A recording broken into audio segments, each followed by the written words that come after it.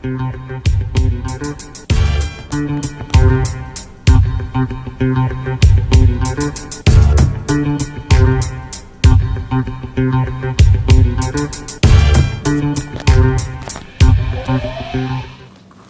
Charles, are you starting to appreciate karma more? Absolutely. How are you, Jason? Good to see you. Just like Hillary. That's right. That's right. That's exactly what I was talking about. So much going on now, Charles, with all the crazy shenanigans with the FBI. I think it's actually finally good and building to a crescendo. Over the last 48, 72 hours, there have been a tremendous number of developments which at sort of 70,000 feet above the earth level make me believe that Donald Trump and his administration are finally gaining control over the investigative apparatus here, something they should have had January 20th, 2017. Indeed. But it sure looks to me as if the worst suspicions many of us have had based on a review of the available evidence are true, that holdover elements loyal to the Obama administration, likely loyal to the Clintons, loyal to perhaps the Bush wing, the Romney wing of the establishment Republican Party, put in place, it seems, a plan to do everything they could to obstruct the course of progress of Donald Trump and his people, including triggering this investigation, which is sort of seemingly out of control, led by Robert Mueller. That's right. Oh, people were grossed out by this image. I know. I mean, it's just so natural, isn't it? It's a kind of a long, loving relationship. I mean, that's not a calculated picture. That's just spontaneous. His nose looks so red, it's appropriate for Christmas time. Oh, my God. So we've got a ton of information today, as usual. Do we want to get right into it, or where do we want to begin? Well, perhaps we... Do you want to talk about this? Well, I was kind of thinking we can, of course, talk about this. Why don't you... You know the most about it. Well, of course, just the other day we had this, I think, very big development where General Flynn pled guilty to, I forget the number, but it was, lying to the FBI. 18 U.S.C. 1001. I forget exactly which sub-portion it was, but yeah, lying to the officers of the government. But we've been letting everyone know about the defense fund because I personally feel he's been the subject of an attack that really, we don't know. He's a guy who's used to taking orders, and he was the head of the Defense Intelligence Agency. So, if you told me something critically important and said, don't tell this to anybody, and let's say you were the incoming president, and then some putz from the FBI asked me a question, I might tell him, I don't know what you're talking about, because I need to protect the president. Right. And he just sort of falls on the sword. So we're letting everybody know about MikeFlynnDefenseFund.org. And if people want to help the retired general, because his family, he's had to sell his house, and we've heard from Robin Gritz how the process is the punishment. So whether or not what he did was wrong doesn't matter, because he's already been, sort of villainized in the press and put through a very expensive legal process. So we're definitely letting everybody know about General Flynn's defense fund. Well, and of course he, I believe, is in the unenviable position of having really upset the Obama administration. I mean, Right. he was an Obama administration appointee who decided to speak truth to power and That's was right. promptly punished for it. Yep. And I mean, he really went right up against, and I believe he's originally a Democrat. I don't know that he's a partisan man, but I believe he was a registered Democrat. And, he tried to bring the wayward, let's just put it nicely, the wayward Obama administration, as opposed to the hopelessly corrupt Obama administration, which some people might argue was the case. He tried to bring them back towards the center of the runway, and ultimately he had to leave. Well, wasn't the big thing that he said on RT in an interview that he felt that the creation of ISIS was a willful act on the part of Obama and Hillary Clinton? Which I think has been proven true. I agree, which is why he's just been totally thrown to the wolves, and he needs our support. I think that's true, and congratulations to you to reaching out. Yeah, yeah. So where do we want to begin today? Well, we've only today, in the interests of brevity, ha ha ha. we only have 15 slides, and there are a lot of links. We're going to take our time going through them, and then what I propose, if it's okay with you, is perhaps in a special edition coming this week, maybe on Wednesday if that works, or whatever may work for you. We will go back over some more detailed ground. So this is meant to be at a high level analysis. This is not meant to get into project by project by project, showing all of the many flaws. This is only stuff that we've developed in the public domain. Mm-hmm. So imagine what a real FBI, what do you call them? The SAC, Special Agent in Charge? No, you had an acronym that was pretty good. The Fornicating Bureau of Imbeciles? Yeah. I mean, I think within the FBI, there's no doubt that there are many, and I would hope the majority of the line people in the FBI are actually decent, hardworking, high-quality human beings. But, I mean, I come away, we all wondered, at least I wondered, what the hell was going on with the Secret Service under Obama, where you have, our Belgian ambassador from memory, going walking in a park for little boys, and we had in Colombia the Secret Service doing X, Y, and Z, and bringing prostitutes into rooms for I heard about. All I know about that whole area of Secret Service and FBI is what I read in spy novels, and they just drum it home in a spy novel that you don't want to be a risk, you don't want to be a blackmail risk, you don't want to take these type of crazy risks, bringing prostitutes in, cheating on your wife with somebody who's cheating on her husband, right? At a high level when you're operating, and you've got many other intelligence services trying to gain the upper hand, the edge, maybe turn you. Why would so many people in the FBI seemingly, and the Secret Service and elsewhere, seemingly be involved in risk-prone activities, which make me very uncomfortable about whether the existing apparatus is appropriately disciplined. Now, this is, I believe, Peter Strzok right here, right? Yeah. Or how do we? Why don't we just call him Peter S? Peter S. Here he is. Here's his buddy. Yeah, and so here, my opening position in all of this, and again, I'm also not a lawyer, is that if you're going to have a special counsel, as was decided here in Robert Mueller, this is like the Special Olympics Council. Well, if you're going to have a special counsel, he better be above reproach.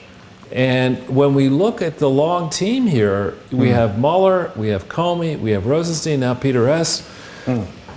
Who knows how many other people on the team, both the investigators, the deputy investigators. This guy was the lead investigator, Peter S.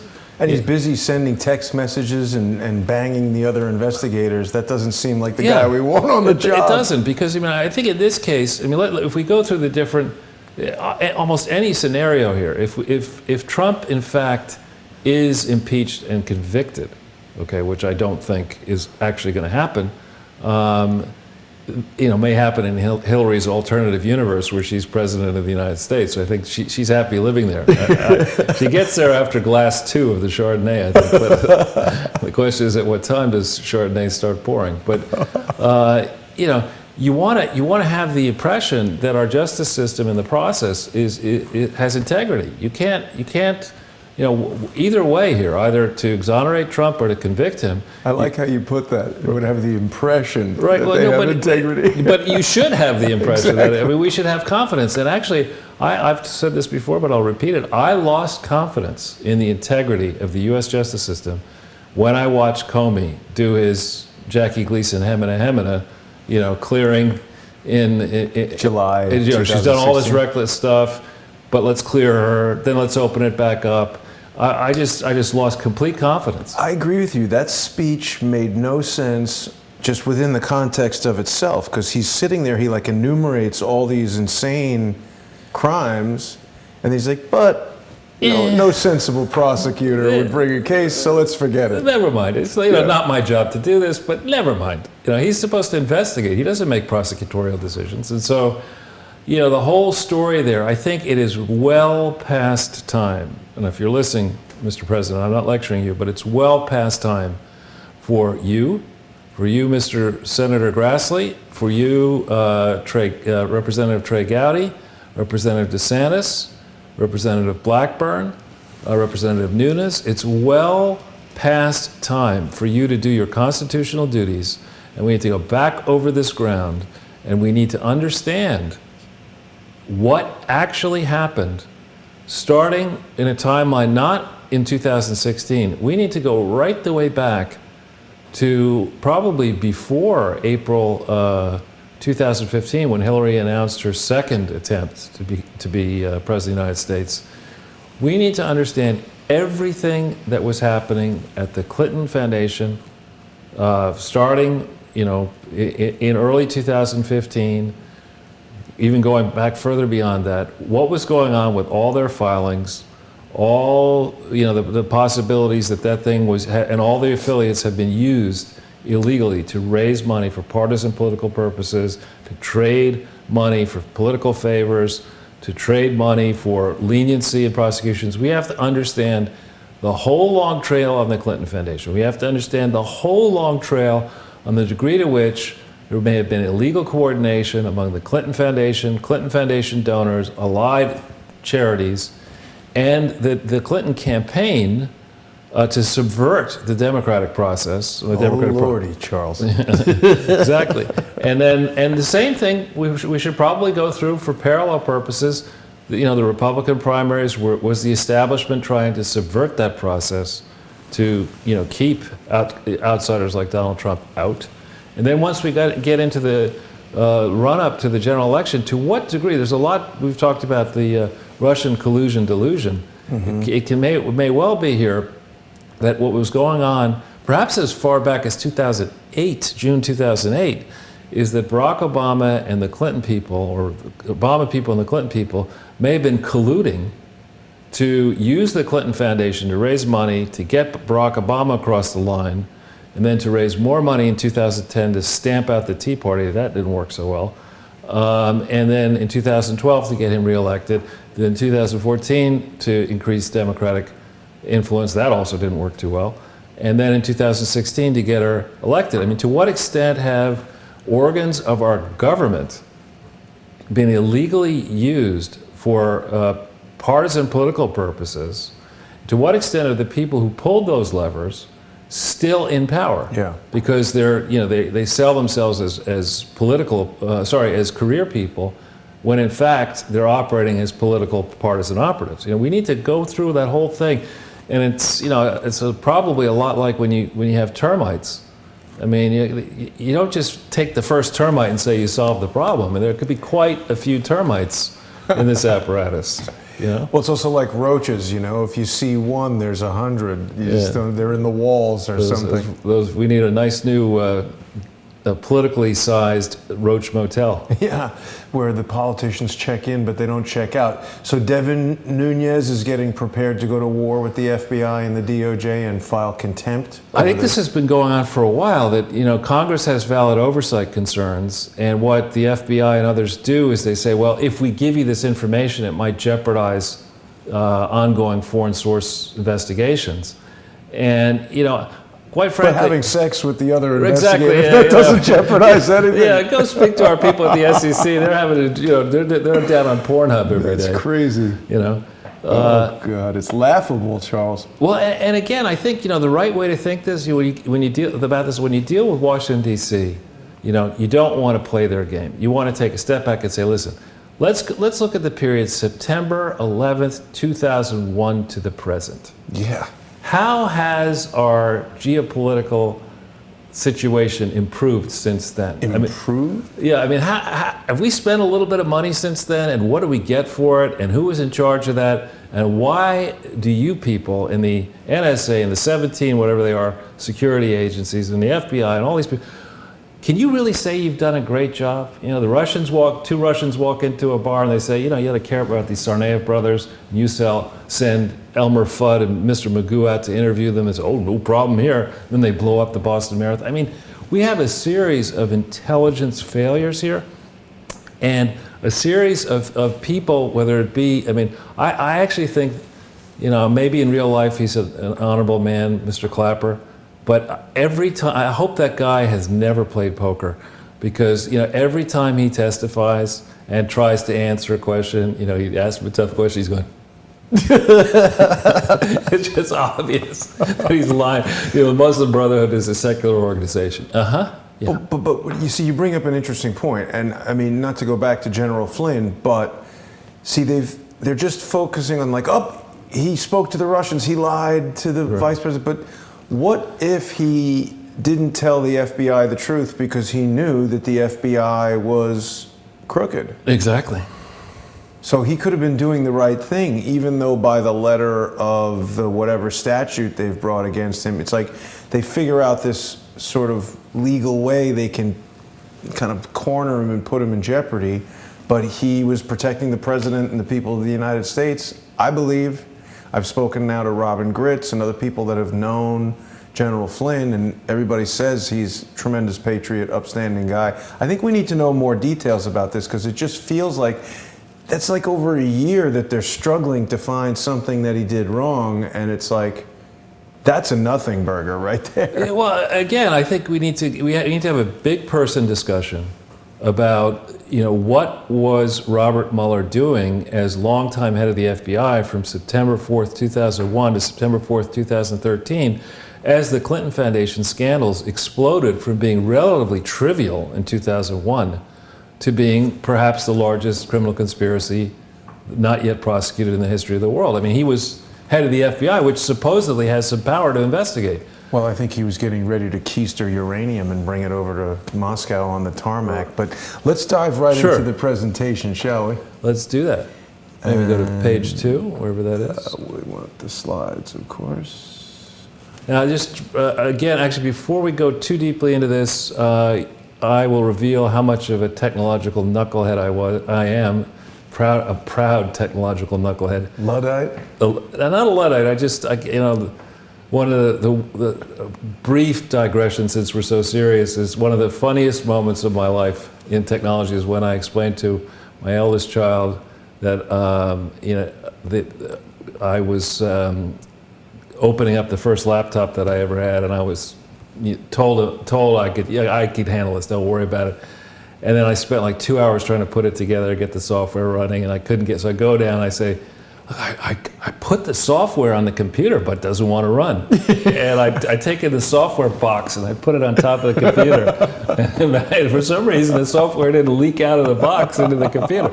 Anyway, so I didn't know that you could do a playlist on your YouTube page. Oh, do you want to look at that? So just quickly, sure, let's go to... So, because we have been doing this now for a while, and there are quite a few detailed presentations, so that if you like this one, we're building on previous ones. Right. If you like this one, you might want to click on this playlist thing here. Right. I'm talking to the audience. And then you see Sunday with Charles, and there's a whole bunch on the side there. There's quite a few of them, both the Sunday with Charles shows and then predecessor shows. So that if you want more background and information on what we're talking about here today we're going to really zero in on an obvious fraud, which I think is called the Clinton Global Initiative, which should probably more likely be referred to as the Clinton Grifters Initiative. But this is for your background. There's many hours, many comments, most every one of the Sunday with Charles shows has slides with links on them. And if they don't, I will add them. Right. I apologize. But this is a good way for people to find out actually what happened. And beyond that also, you've got other shows that you're doing and moving along that I think you're to be commended on all these. You've got... You might want to tell a few of them. Well, we've been doing a lot of looking into cryptocurrencies and artificial intelligence. Of course, we've been speaking to FBI whistleblowers like Robin Gritz, looking at the case that they're trying to build against General Flynn, and all of our usual contributors. King James was giving us some information about the situation in North Korea. So we try to cover a range of things that are generally outside the purview of the mainstream media, or something that they'll give you a soundbite about, we'll drill down and try and find some of the more meaty aspects too. So what we'll do today is, if we go back into that second page there, if we can. Yes. Next page. Oh, sorry, the previous page. There you go. It's important, when the new viewers who haven't seen this before, it's important for the viewers to understand that we build up these cases using information that's in the public domain. And we try to provide sources so that our viewers can go and see what I see and you see for themselves, and corroborate it. We love it when viewers contact us and say, take a look at this, take a look at that. Sometimes we can't do everything, but we do listen. At least I try to look at every email I get, and any private message I may get on Twitter. But it's important, when everything that we say today is modified by this disclaimer. This is, the analysis is contained off these exhibits that are in the public domain. Many of these exhibits are provided to us by the Clinton Foundation. So if the exhibits are wrong, then obviously our analysis is going to be wrong. But we're relying on the exhibits. We can't independently check them, but we in every aspect of them, but we do our best to check those that we think are really important. And of course, if people want to follow you on Twitter, they can just get you right there. Absolutely. And the Twitter following has been growing explosively, hasn't it? Well, I really appreciate it. It's an honor to have these followers. And I tell you, when I first started, I didn't obviously have that many Twitter followers. But now what I find is that I get a lot of news, actually. A lot of helpful things come right to my Twitter feed. So I check free commercial, free support for Zero Hedge. I check Zero Hedge first thing in the morning, just like Barack Obama operates. First thing in the morning and last thing at night. I check Zero Hedge actually constantly. I check Free Republic constantly, but I love Twitter for the feed that I get, particularly in my notice page. So let's spend a little time on this one here. Yes. So in the last period here, we talk about what actually happened, as opposed to this book over here, which is really, it's the kind of thing you wish you hadn't written. I think, Mrs. Clinton. It's just. Well, good thing she didn't. Yeah, that's a good point. It's just, so the first thing is, I think it is safe to say that the Russian collusion delusion just didn't happen. So many people still believe it, Charles. Well, you're going to have some people out there. There's some real. I suggested to you, maybe you should do this. Maybe I'll come along with you for the ride. That we'll do a Jesse Waters street scene. Where we go down to Wall Street and ask people what they think of the market, and then we'll interview, say, 10 homeless people and figure out what they think of the market. And they may have more better advice, better insights than the people at Wall Street. But as far as what happened with this confession, or this pleading guilty by General Flynn, so far the best analysis that I've seen on that is from Andrew McCarthy, who's a former prosecutor, very wise person, and he pointed out, first of all, the fact that the behavior that led to the pleading guilty occurred way after the election.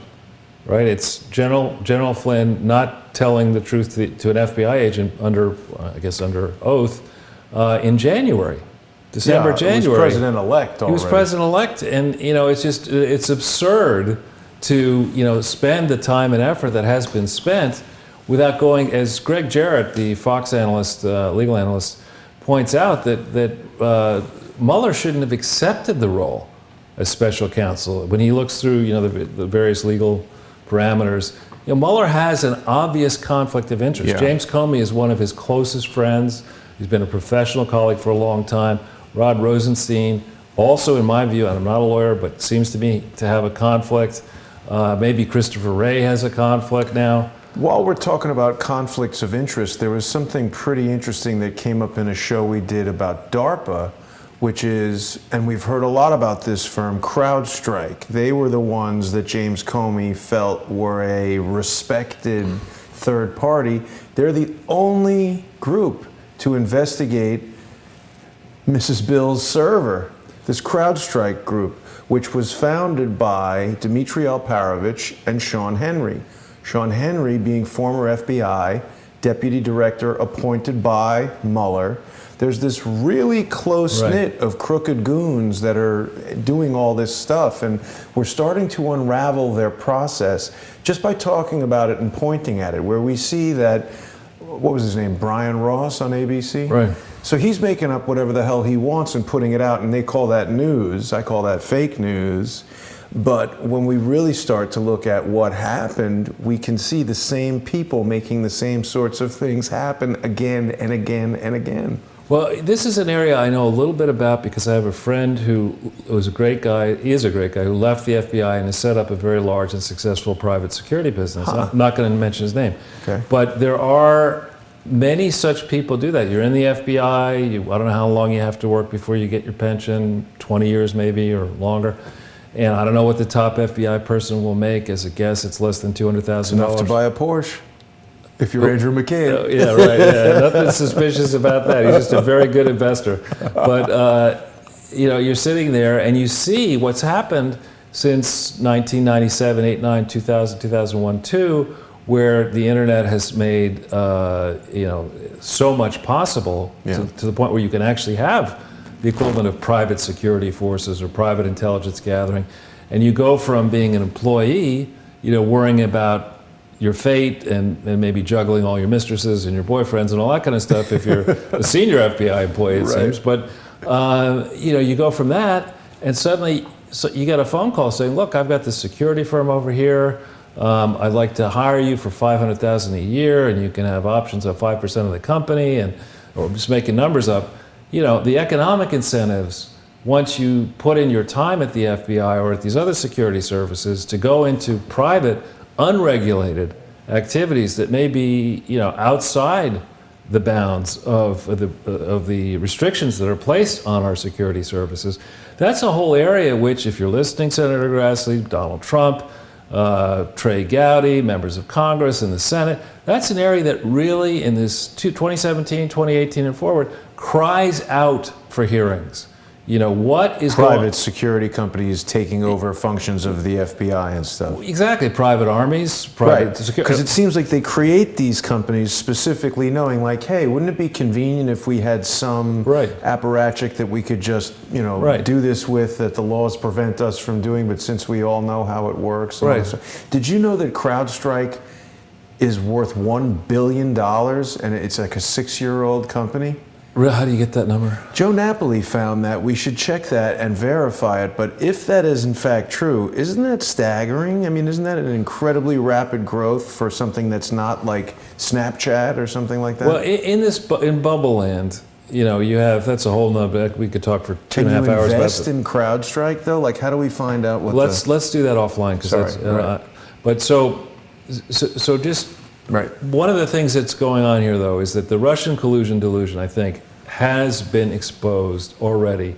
If the best that Mueller can do is to tag General Flynn for something he did when Donald Trump was in transition to being, he was president-elect months into it, then if that's the best they can do, now maybe they've got more, but that's the best they can do, I think, it's high time, it is past time for President Trump and his legal advisors to say, now wait a minute, we've got these people, the corrupt axis of evil, frankly, of the people around the Mueller team, the diehard Uniparty members.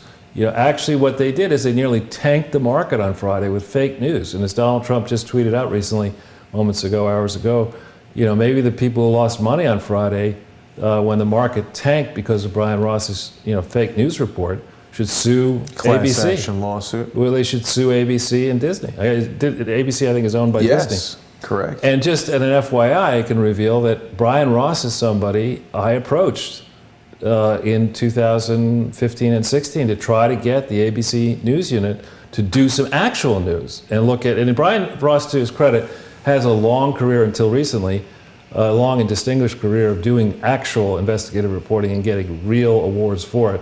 I mean, really good work across the aisle, but this one he botched, and he certainly had no interest in he rebuffed he didn't even want to have his investigators talk to me about the obvious unprosecuted, the largest obvious unprosecuted charity fraud in history. So the second thing here's something from the Times. So I hesitate to use it as a source because the New York Times is, there's a lot of fake news. But if we hit that link, what does it talk about? It talks about... Oh, sorry.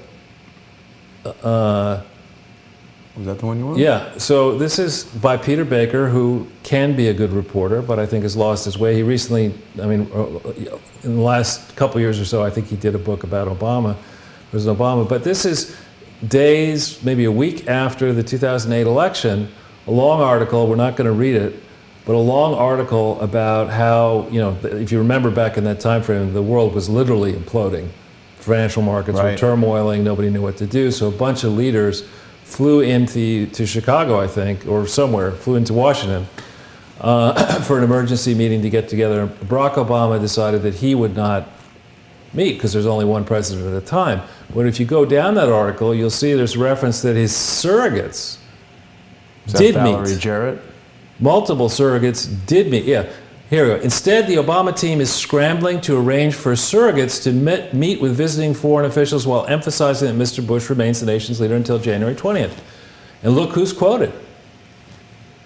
John Podesta. The Podfather. The Podfather. There you go. The Incidentally, Podfather. that's the best-selling item in the merchandise store. Yeah, the but is mug. Can you put arsenic in that mug? I suppose you could. Well, it wouldn't do much for the mug.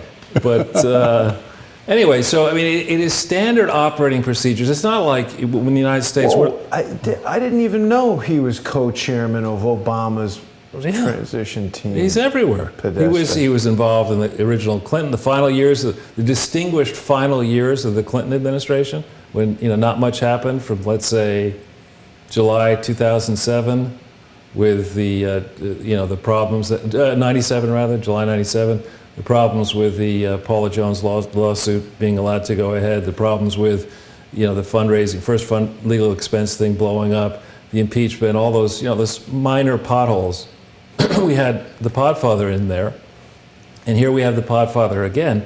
And so these two-faced, and frankly they're embarrassing. They're embarrassing themselves. These two-faced mainstream journalists were pounding the table. It's inappropriate for Donald Trump to have surrogates meeting with, sending feelers out to these foreign leaders so that he can actually be ready on the 20th, when they also know, in the case of the Trump transition, that the resistance, the persistent resistance, was going to do everything it could to unmask people, to spy on people, and maybe to change, make it very difficult for Donald Trump to actually assume the reins of power. These same people are now complaining. Well, I think the other thing we should bring more attention to, I've mentioned it in previous days, but I'd like to hear your input as well. It wasn't like Flynn was meeting with the Russians in the parking lot of a gas station and giving them nuclear secrets. He was saying, like, hey, don't overreact to the kicking out of 35 diplomats in an unprecedented manner based on no evidence whatsoever. We're going to smooth everything out. Don't retaliate. He was trying to help diplomatic relations, which does seem like something that he should be doing in his role as national security advisor. And they're trying to gloss over those facts and rearrange reality on some tiny little gerrymandered nonsense. Exactly. So if we go back into the body of this, so here, I think that we really need to get deeply into these two zero hedge stories here that are in this third paragraph. Yeah. Mm-hmm. I think you have them up already. Yes. Oops. Yeah. So the first one, we talked a little bit about Mr. S. Zero Hedge here has distinguished itself in this reporting. This is from yesterday evening. There's a long, long story here. It's already got 1,000 shares. It's not something we need to read right now, but the underpinning, the underbelly of the FBI. You know, who was actually doing all this investigating? You know, we have this in this book, page 242, which is Cheryl Atkins's book, talks about how there were 4 active FBI field office investigations of the Clinton Foundation in 2016. And you remember, how many times did we hear on the mainstream press, from Hillary herself to Podesta and others, no investigation. this is an ordinary security review. It's not an investigation. And just lie. It's a matter. Yeah, exactly. How do I know that she's lying? Because her mouth is open. You know, Right. it's just, and so this man, Mr. S, is a very senior guy who was likely involved in multiple aspects, not simply in this CrowdStrike dossier issue, but also in the email, maybe potentially in the foundation, maybe in the Uranium One stuff. I mean, this is a guy whose all trails seem to lead to him, and his paramour, or whatever the right phrase is, his mistress, who's also involved in this, and maybe that's not his only mistress, you know, or her only, you know, boyfriend or whatever. They're both married to other people. I know, also. it's just, you know, they're auditioning for jobs at Weinstein companies. I mean, it's really something here. So, I mean, I think we really need to have some serious people who maybe have not to date had any role whatsoever looking at this mess, get into it, soup to nuts, going all the way back,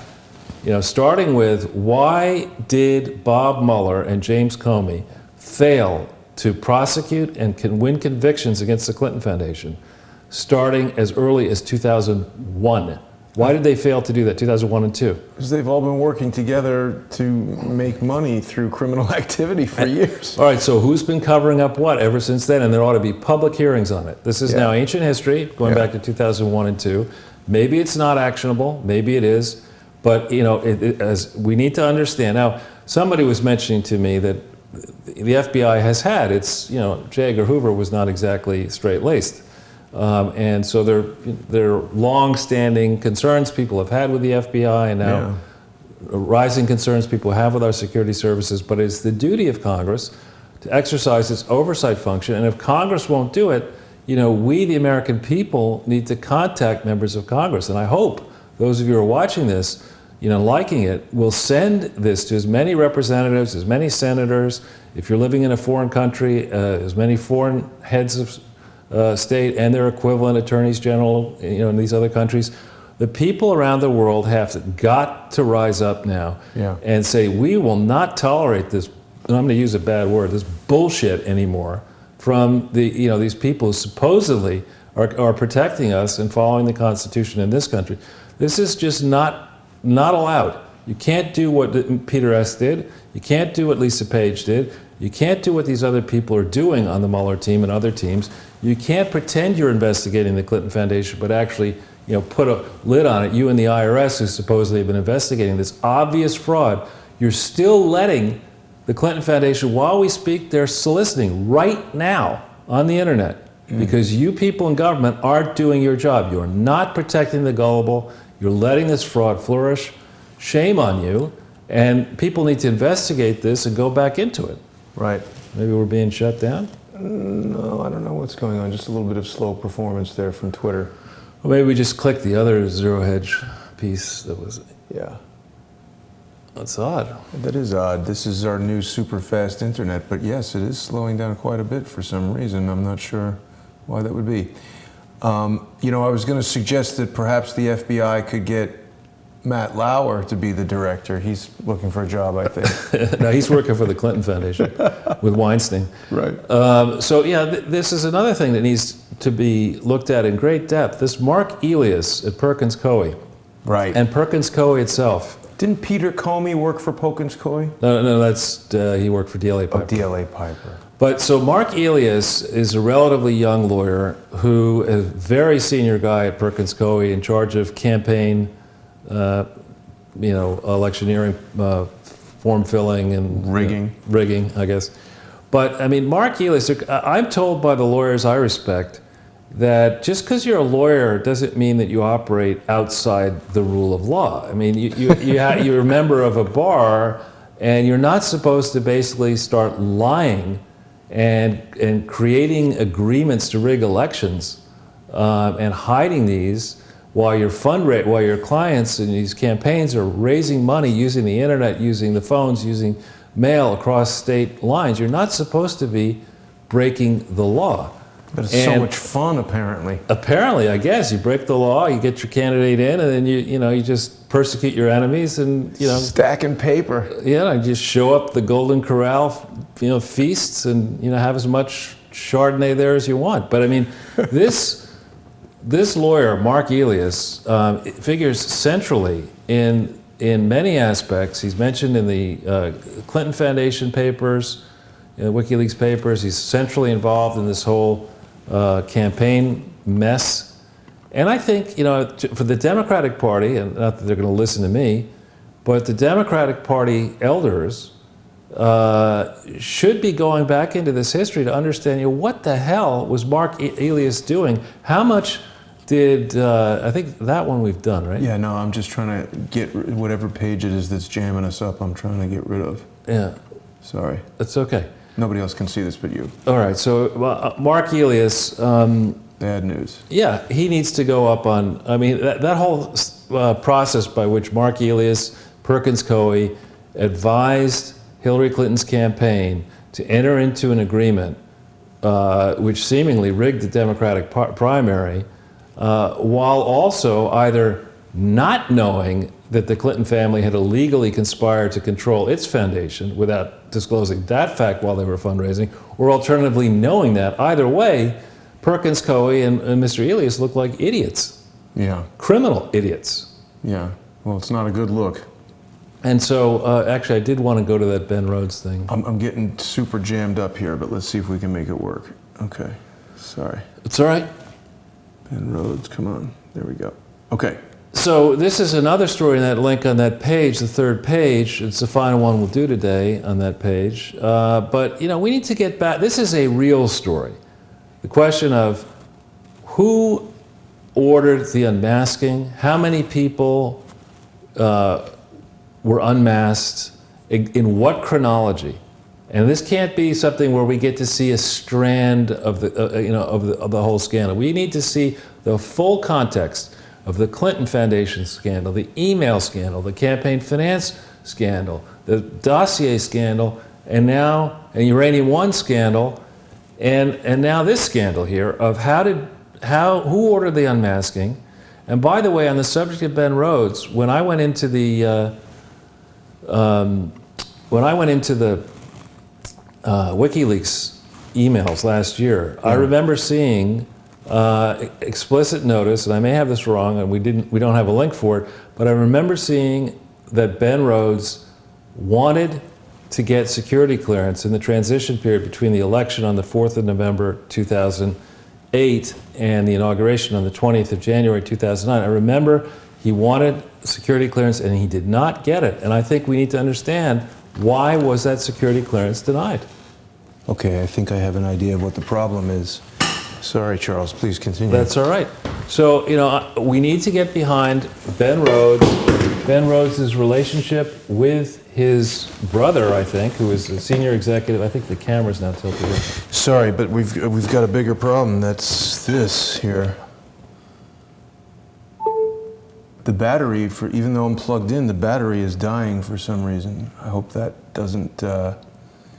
I'm sorry, Charles, please. That's okay, but right. Yeah. So we need to have a deep discussion about who this Ben Rhodes was, what were his real qualifications, why did he get denied his security clearance, if the WikiLeaks emails are right, in the transition period. What were the reasons that security clearance was denied? Then who overturned those reasons to give him security clearance? What level security clearance did he have? And what role, if any, did he play, not simply in the unmasking problems, but in the many problems, the Benghazi and other problems? What role was Ben Rhodes playing? What level secrets did he have? How many of those might he have shared with friends in the media, including his brother? Mm-hmm. And how centrally involved was he, if at all, in any plans to obstruct the process of Donald Trump taking control of the United States government on January 20th, 2017 and afterwards? Okay, I think we got it back here. Are we back? I believe yes. So one suggestion might be that we X out the ones we've already done. And so I think if we start on that one, I think we can X. And that one we can X. And that one we can X. All right. And this one is for the next page. There you go. All right, so we need to go back into the presentation now.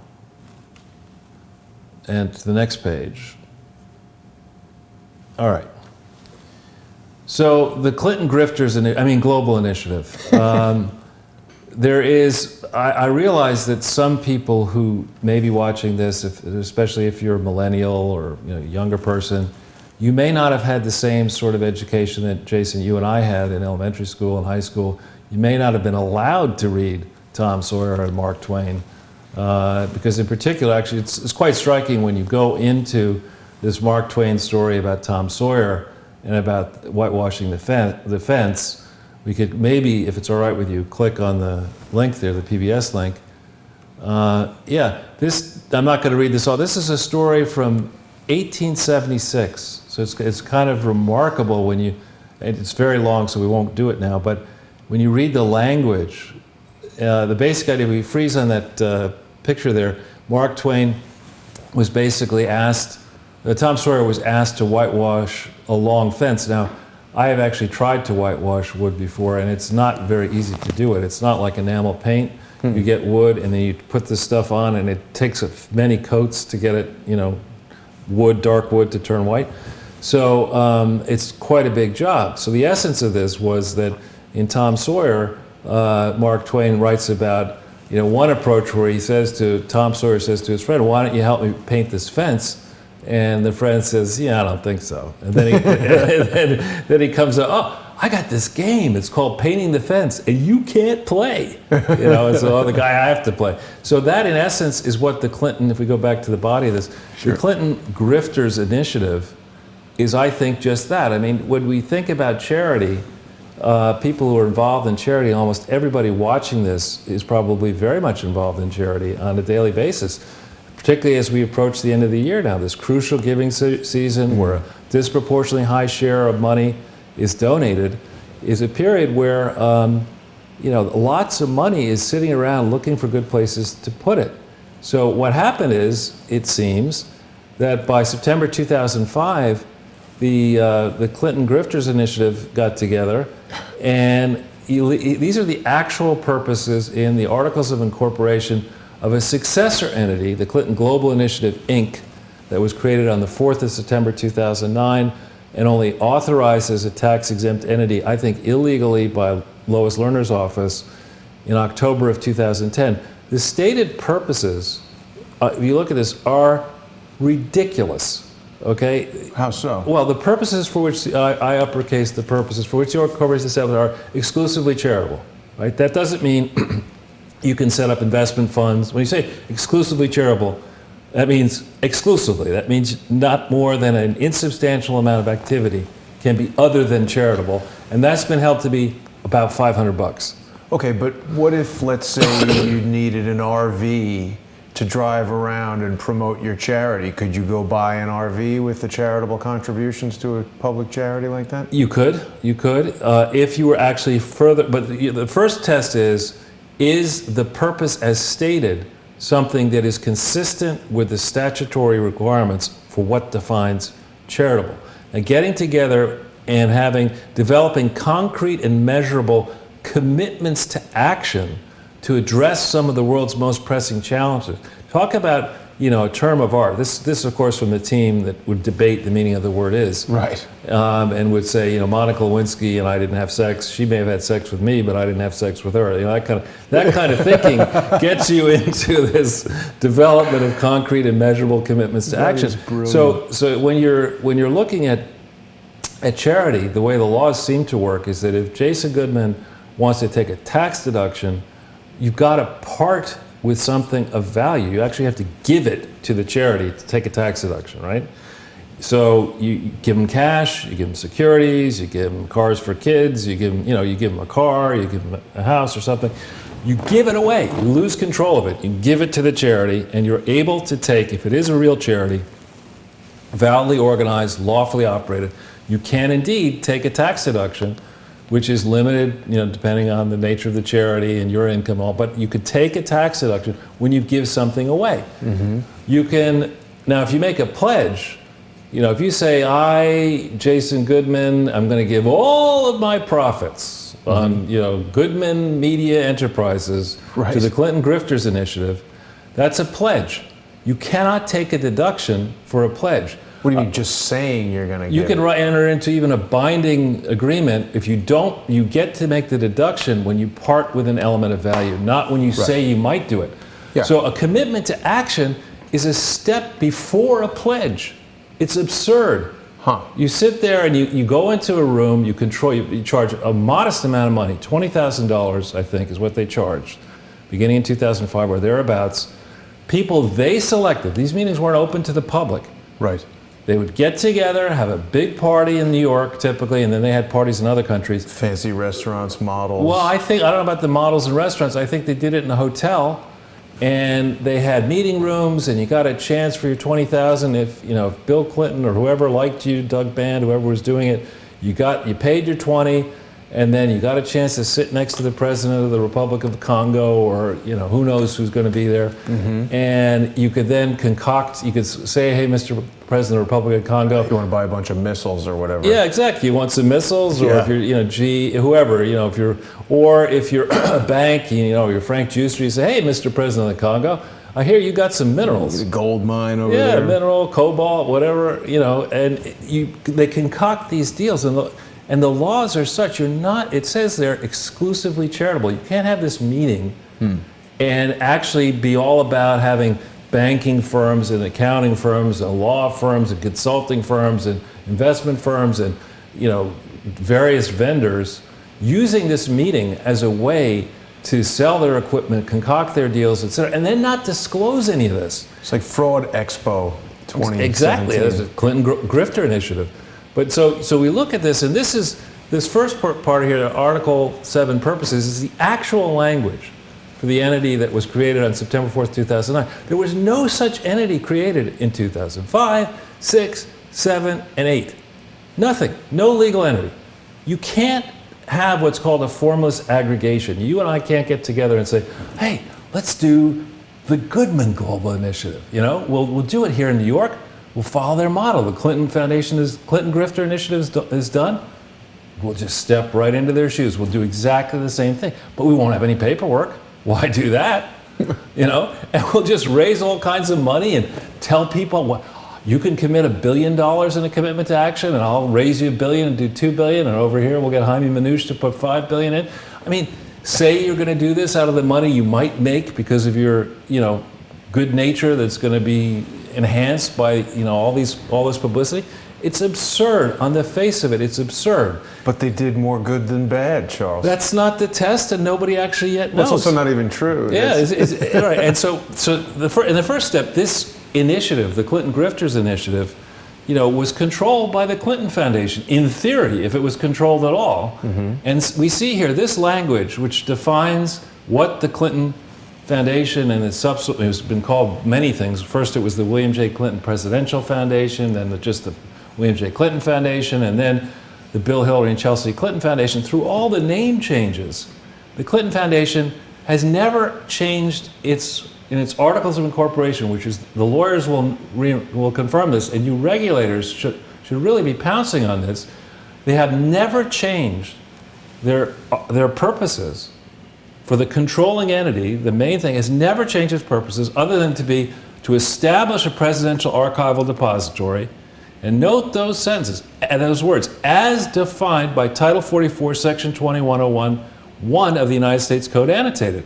Okay, it doesn't say you can establish a presidential depository, which, because it's in Little Rock, is going to be the Bill Clinton massage parlor and landscaped penthouse park, mini golf, with a catering service and hot and cold running interns. I mean, you can't decide that you're going to interpret the law and you call it a presidential archival depository, but it's not going to be complying with that important statute. You have to do that. And then it says, and to undertake and support research and educational activities on policy and historical issues. It does not say that you can create any sort of initiative that Bill Clinton fancies himself interested in at any point in time whenever he decides to wake up on a given day of the week. You can't do that. But yet they have. Well, and that's a massive problem. And that's why I say, when I say it's high time for the Clinton Foundation to be investigated, the full record. I mean, the FBI had the record of the Clinton Foundation. Some of them, or whatever they asked for, they had them through the period. Sometime in 2005, they had records. We need to go back, the FBI, and I think Congress overseeing it needs to go back and say, what did the FBI get its hands on? Where's the correspondence file? Did they look at the audits, which are bogus in the extreme? Did they bother to look at any of that? Did they look at any of the state registrations? Did they look at any of the international activities? That's all should be a matter of record, unless those papers, have been bleach bitted and whatever, handled, processed by Platte River Networks or Crowdstrike or whatever. Have you been to the William Clinton Presidential Library, Charles? I think we should go check it out. Maybe play a round of mini golf up there. I don't think that's on the horizon for me. They probably would tackle you at the door. So anyway, this Clinton grifters initiative, global initiative, here I call it an inurement factory. Now, it's very important that people understand what is inurement. Okay, yeah. Inurement is a crime. It is a serious crime. It's where a person in a position exercise significant influence over a foundation. The founder, members of the founder's family, directors, trustees, executives, and even significant donors. When that grouping of people, any one of them, derives a benefit through the operation of a charity, and that benefit it doesn't just mean a financial benefit, a competitive edge, burnishing your reputation, an advantage one way or another. If you derive such a thing as an insider, that's a crime, okay? And you're supposed to disclose, first of all, any private gains. You're supposed to disclose any conflicts of interest before they result in inurement. And there's supposed to be complete and truthful disclosures of all this. But as you will soon see, in the Clinton Grifters Initiative, there are no disclosures, even though there are substantial private gains, and I think there's massive inurement here. And even the Washington Post, funded in part by the CIA, I guess, and owned by Bezos, who's getting a benefit funded by the CIA. Right. If we click on I don't know if we're going to get to it, if it'll block it because you need to pay. Oh, might. In fact. All right, then don't do it. But for those of you who want to subsidize, to make Jeff Bezos even richer. I think we've got it. You got it? Yeah. And you could click that one out. There we go. Yeah, you got this one. All right. This is the infamous Doug Band memo, which now the Washington Post wrote about it on October 26, 2016. And I've spoken to Tom Hamburger. He's a good person. Tom Hamburger? Yeah. He's a veteran. Both of these people are top investigative reporters at the Washington Post. And this Band memo, we've talked about it multiple times in the past, is the kind of memo you probably write while you're having multiple glasses of wine. Cocktails, right. And you do not hit the send. This is a 13-page memo. You do not hit the send button on this memo before you go through about a week of being sober, because this guy Band was a lawyer. I don't know if he's still registered before the bar, but he went to law school. He's supposedly sophisticated. He's got this Teneo thing. He should have known that this is an incriminating document. You do not write a memo bragging about how you were the architect of Clinton Inc. and how you used the foundation to generate tens of millions of dollars of personal profit for Bill Clinton and his family. It seems like the stupidest possible thing to do. It does, actually. It really does. And, so this is guy something. Know Chris Gowan, you think? Hey, I don't know if Gowan's smart enough to do that. But this is something that made it into the Washington Post. Now, maybe it's fake news, but, I think it's really worth going back over and reading here, because this is a definition, textbook definition of inurement. And I would point out that, creating multiple for enhancing this firm called FD, which was a Financial Dynamics, I think it was a PR firm that then was sold to something called FTI, and then there was a predecessor thing to Teneo. I forget the name of it. It might have been called DC Consulting or something consulting. Then Teneo, Teneo is an entity that some collection of entities, and into which some big investment fund has put money into, maybe all of it or a piece of it, creating, in theory, a gigantic paper profit for Doug Band and his partners in this thing through, I would argue, the operation of a charity. This is textbook enormous. Are you listening, Justice Department? Are you listening, Attorneys General? Are you listening, Donald Trump and Chuck Grassley and Trey Gowdy? This is textbook enormous, admitted in this memo. So we go back to we can X that out and go back into So why are things like this being ignored, Charles? Do we have any idea? I mean, there's really no logical explanation other than they're all in on it. Well, so the classic approach that fraudsters take is they try to get you, to be part of the fraud.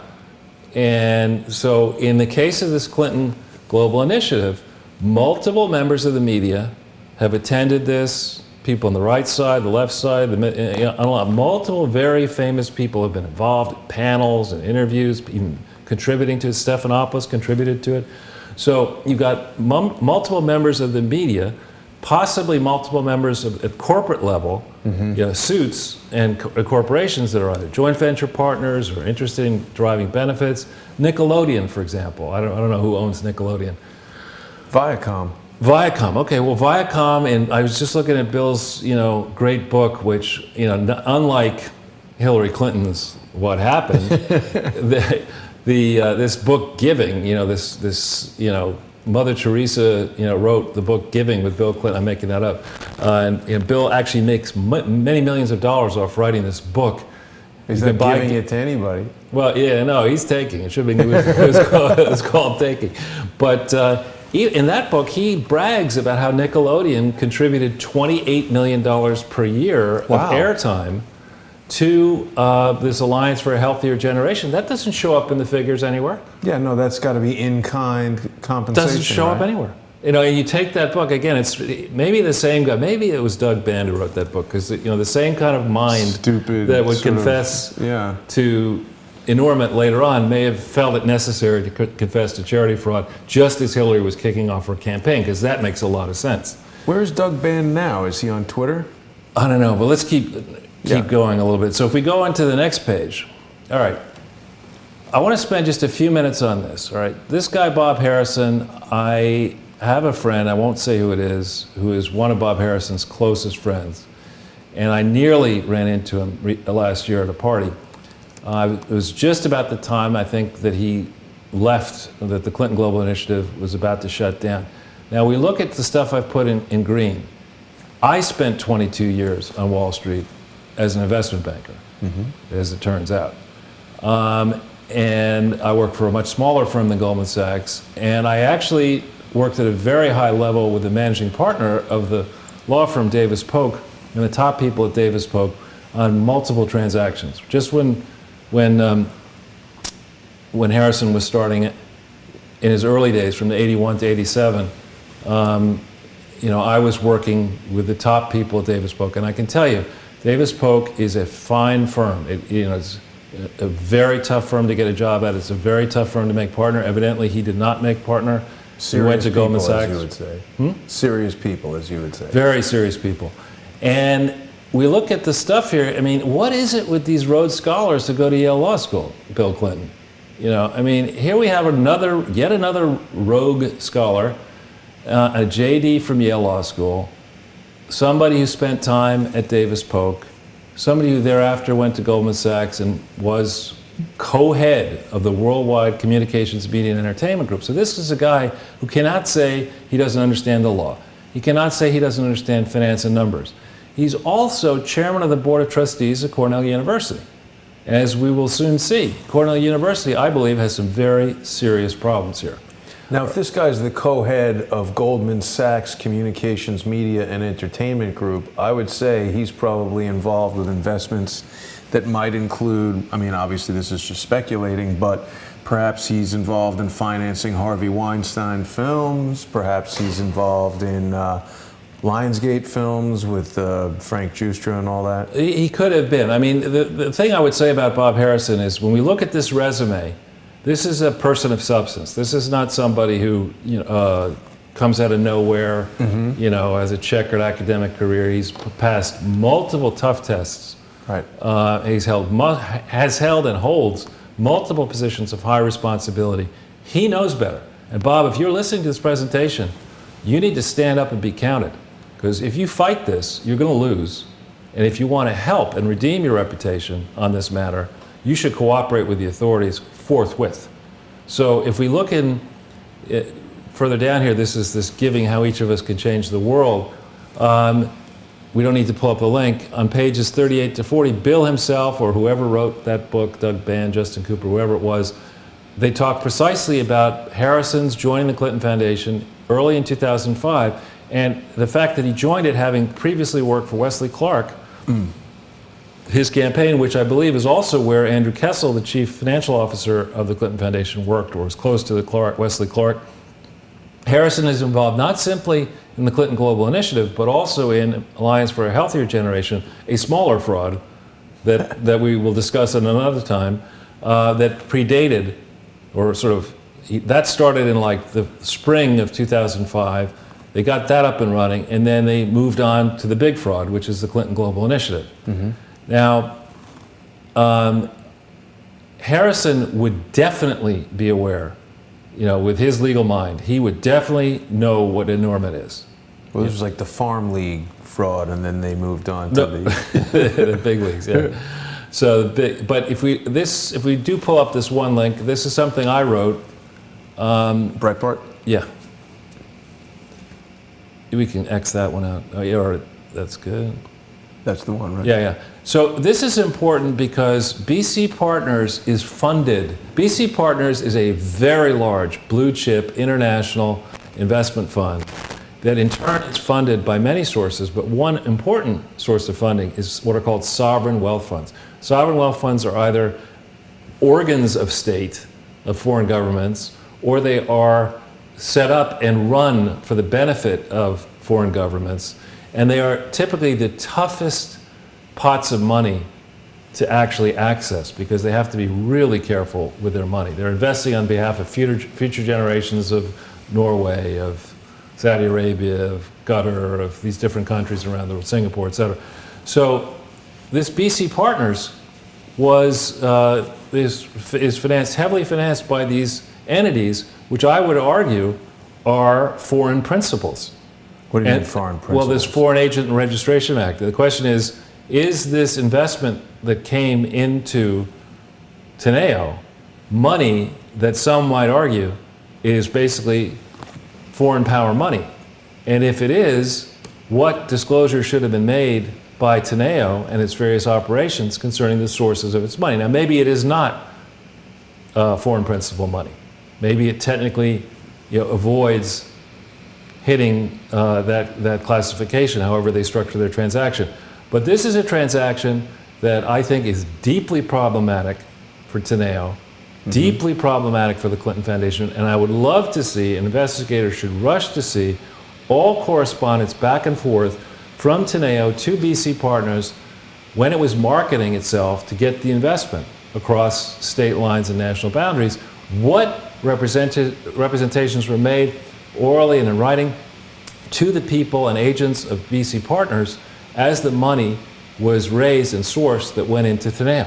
Because that would tell us a lot. As a guess, the reason that BC Partners was very interested in making this investment, which made no sense to me, and makes no sense to me, is they felt for a modest amount of money, they would get very close to the family that was going to run the United States of America, possibly for 4 to 8 years. So this to me is a transaction that deserves enormous scrutiny. And I don't believe it's gotten enough scrutiny yet. And I wrote this on the 9th of March 2015 before I suggested that the Clinton Foundation should be audited. And Teneo headquarters is in New York City. It is. There are many Teneo entities, so I'm not really sure the corporate structure of Teneo. When you look it up, there's Teneos all over the place. I'm not sure how many of them are all connected. It's a Latin word. It may or may not. What does it mean? I think it means to hold or something. I'm not, or to have. I'm not really sure what it means. Anyway, if we keep going back into the body, and maybe while we're okay. Next page. Yeah, I was going to suggest that we X out some of those things, but No problem. we need to spend some time now on what I'm referring to as a small university scandal, and that's Laureate Education. Now, Laureate is actually a very big company, and my interest in the whole Laureate mess was spurred by Peter Schweitzer's excellent reporting in Clinton Cash, and then I think he had something to say about it in his excellent movie. Yeah, I love Peter Schweitzer. Sorry? I love Peter Schweitzer. Clinton Cash was amazing. Yeah, it really was. Well, Peter Schweitzer's work as well is not simply Clinton Cash. He's also done a lot of work about insider trading by members of Congress in both parties. And he's an equal opportunity chaser of fraud and misdeeds, and for that he deserves enormous credit. Yeah. But I latched on to Laureate Education, starting with his work, and I noticed this ridiculous thing, Clinton Global Initiative University. Yeah. Ridiculous.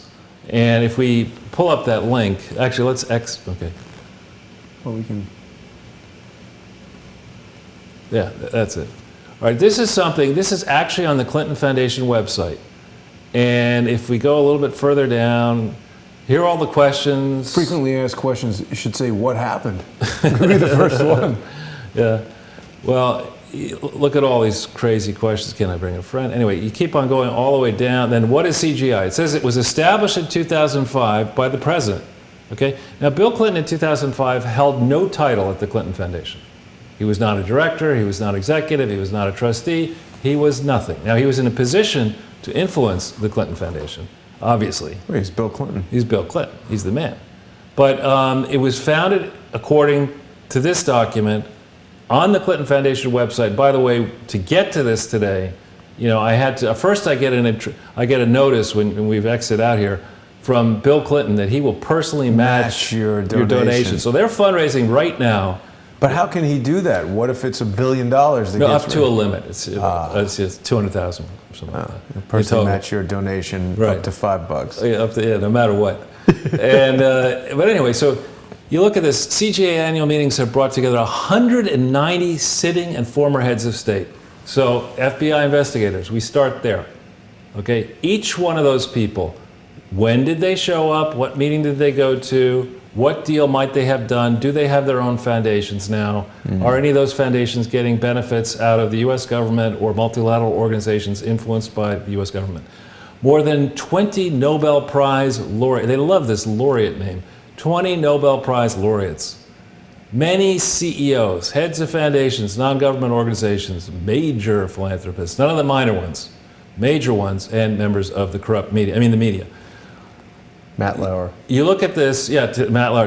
I think he interviewed Bill Clinton around the time, but there's a long to and from about that. But I don't think he ever participated I don't think he ever paid money to be in Clinton Global Initiative. But they claim to have made 3,400 commitments to actions, which have improved the lives of over 430 million people in more than 180 countries. Imagine how you do that from a party once a year in New York City, where you haven't done any of your legal paperwork properly from inception at any point. You haven't done anything right. Please enhance the but lives. But somehow, does this say anything at all about the difference between the public sector, the say anything sector, which I'm not here talking about the charitable world, I'm talking about the political sphere, the say anything to get elected because nobody's ever going to check world, right? And the real world. Because this is preposterous. And we won't do it today because we would be here for 8 hours if we tried to do it today. There is a list of these 3,400 commitments. I have already gone through some of them. It did not take me very long. I gave myself a mission. Find the most absurd commitments of action that I could find in under an hour. Could I do it for all the years in which they have filed them, 2005 to 2016? It took me 42 minutes. I'm going to spend some more time fleshing it out. But this stuff is hysterical. We could make a Charles Ortel game show where you have contests like that. How many of these commitments can you find in 42 minutes? Or you could do it the other way. You could say, is this a real commitment to action or a fake one? You know, so one of them, which I would. What's my commitment to action? Exactly. So one of them that I may have difficulty saying this without bursting into laughter, but 2007 really took the cake. I mean, that's when she was launched her campaign in January, president. Her ill-fated belly flop first campaign. And this guy who subsequently was stripped of his role as CEO of a publicly traded company. It was a publicly traded company called Info USA, part of whose specialty was selling mailing lists. This is Rajat Gupta, right? No, it's Vinod. Distant, no relation. V-I-N-O-D Gupta, was selling mailing lists, including mailing lists of forgetful people, Alzheimer patients, to get them to sign up for monthly solicitation. I mean, this guy, of course, has his own family foundation according to the Commitment Act. It's a Gupta family foundation. And what are they going to do? What is their commitment to action? They're going to create the Hillary Rodham Clinton School of Fake News and Journalism you told me about that. in India. Does that still exist? I don't know. We'd have to go there to find out. Google Earth here. But anyway, at another moment, we will go through, these examples, maybe on this forthcoming Wednesday, some of these, so you can see how preposterous these are. These are not exclusively charitable. These are business development deals in which people made perhaps tens of millions, hundreds of millions of dollars, prospectively. This is not charity. So we go back into the body. If we can. Yep, sorry, there we go. All right, so the first thing here is that Clinton Global Initiative University has never been organized properly as anything anywhere in the world. Okay, It is in theory a joint venture between the Clinton Global Initiative, which didn't exist in 2005 legally, and Laureate Education, which was a publicly traded for-profit company in 2005. There's no paperwork that I see anywhere in the Clinton filings. Now maybe it's buried somewhere in a link in the bottom of Exhibit 625 to something somewhere, but I have not seen any evidence of a formal legal document that is valid explaining what Clinton Global Initiative University is, how it relates to this for-profit entity. And in order to do joint ventures, if you look at textbooks, there you go. How did you do that? It's this thing called the internet. You're going to love it. Which internet did you use? Well, I went to Google Maps. I couldn't find it. So this is, So here's a challenge to the crowd. Did this thing ever get created? And if so, what Indian city? Right. Is it actually, a big name that's a big nothing? It's a post office box in some backwater town in Rawalpindi, which I think is actually in Pakistan, or Pakistan. Google Earth cannot locate it, so I don't know if they ever. Did this ever get done? They've got a commitment to action to maybe. Did this happen? Yeah, it did this actually happen? Didn't happen. So maybe if we go back. I need to go, So it's never been organized as a university. If we look at that link underneath Fact 1. The Attorney General? Yeah. Sorry, that's going to be here, I think. Yeah. Big to-do over Trump University. Operating without, this is filed, I think after Donald Trump won. Yep. And this is a big to-do, in essence, about the Trump University never registering under the strict rules that do exist in New York. We're very concerned in New York because it's a rich state with a lot of highly educated people.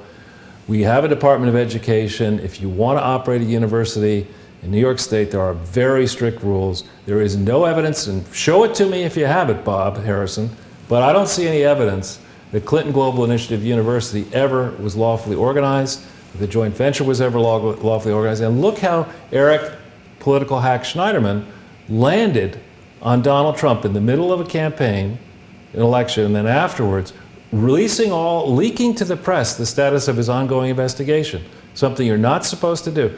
Look at how he behaved here. And yet, multiple articles have been written about this Clinton Global Initiative University, which seems to me to be a complete and total fraud. Much bigger than the Trump University case as well, in terms of financial terms. So we go back in. 25 million settled it, huh? Yeah. And then if we hit this second fact too, there are large payments, direct payments, that have never been disclosed. And this here we go, NBC News. I hesitate to put NBC News up because it's more fake news. But, yeah, nothing but crap. But here we have, during the campaign, Hillary, of course, because she's that centered, blasts for-profit colleges, but fails to admit that Bill Clinton, and she, by extension, because she's still married to him and probably has a right to 50% of his stuff, got $17.6 million. And I think it's either in this story or another story, they point out that the part-time payments that Bill Clinton received for the 5 years, I think it was 2010, 2015, $17.6 million. That's what we know about. It's never been verified. Laureate's never made any filings in its SEC filings explaining this contract. Was it an upfront? Was it something that he signed in 2010 where he was we had the right to $17.6 million spread out over 5 years? Or did they renegotiate each year? We have no knowledge about that. Were there any options, restricted shares, equity incentives, cost reimbursement? We don't know anything at all about that yet. In-kind value for massages from interns. Exactly. Exactly. We don't know anything about this. And I think another story we'll get to elsewhere talks about, it's below, but we won't do it right yet, talks about that $17.6 million is more than the president of Harvard earned in the same period. Wow. And Harvard, last I checked. A little bit better than Laureate. Laureate, Harvard, I think I'd go to Harvard. Wait a minute, that's serious right there. See, because you know what? Sometimes you talk about these things and they almost become hyperbolic because it's really so much in terms of the number of different incidents and different criminal things.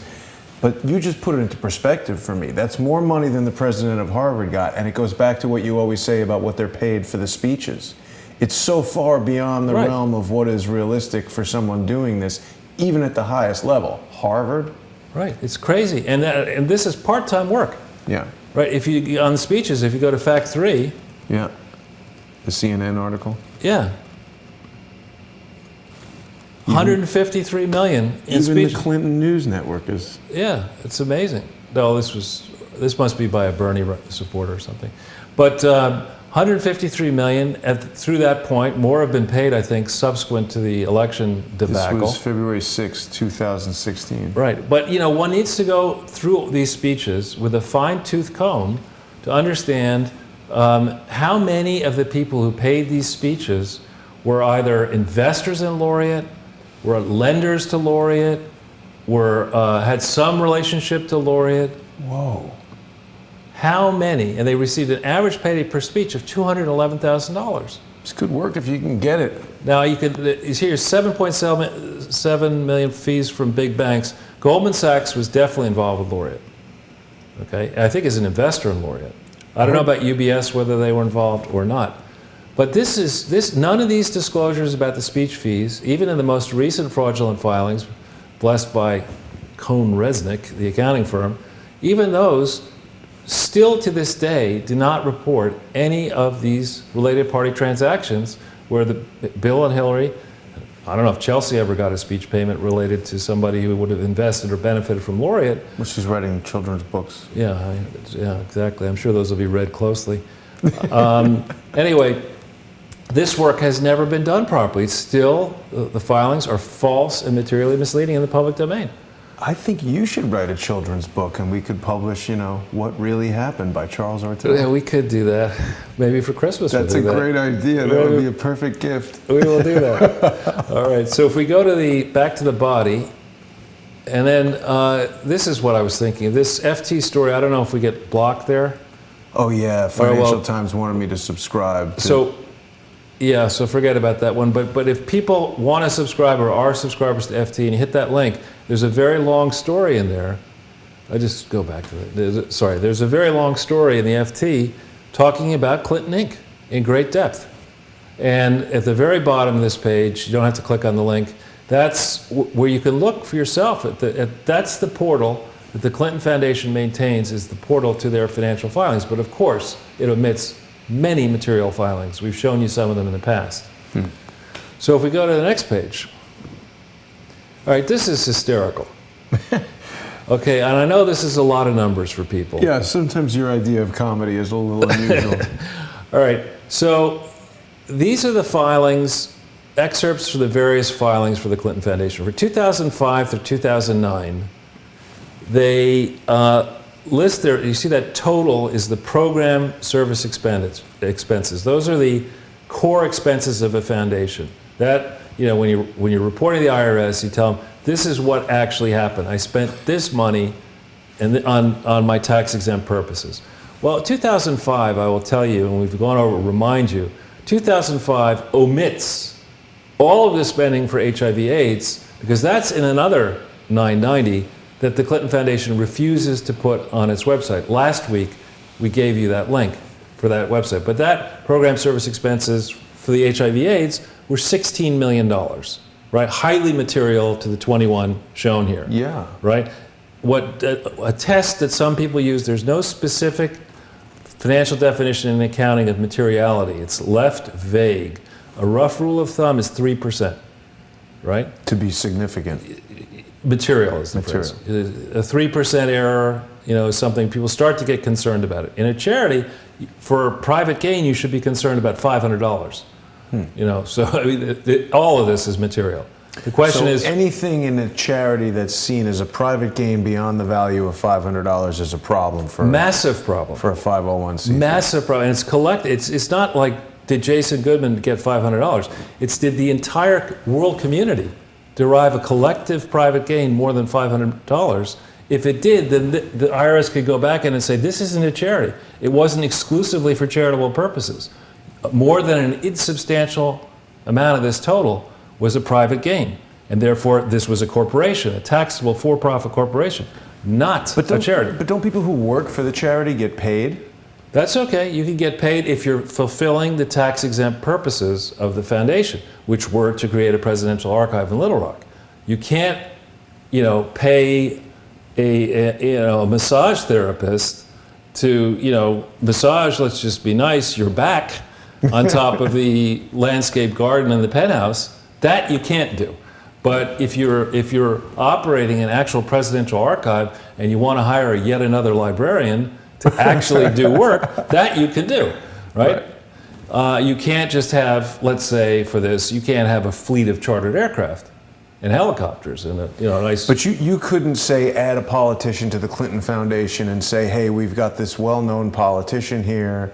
She's got all kinds of student loans, so contribute money to the Clinton Foundation so we can pay off her student loans. That you cannot do. Cannot do that. Cannot do that. That's a problem. You have to, the way it works, every penny that comes into the foundation is supposed to ideally be directed towards the program. Right. Right? And the program service expenses should be, in this case, for the Little Rock-based Presidential Archive and the Research Center. Not fighting HIV/AIDS, which was never authorized.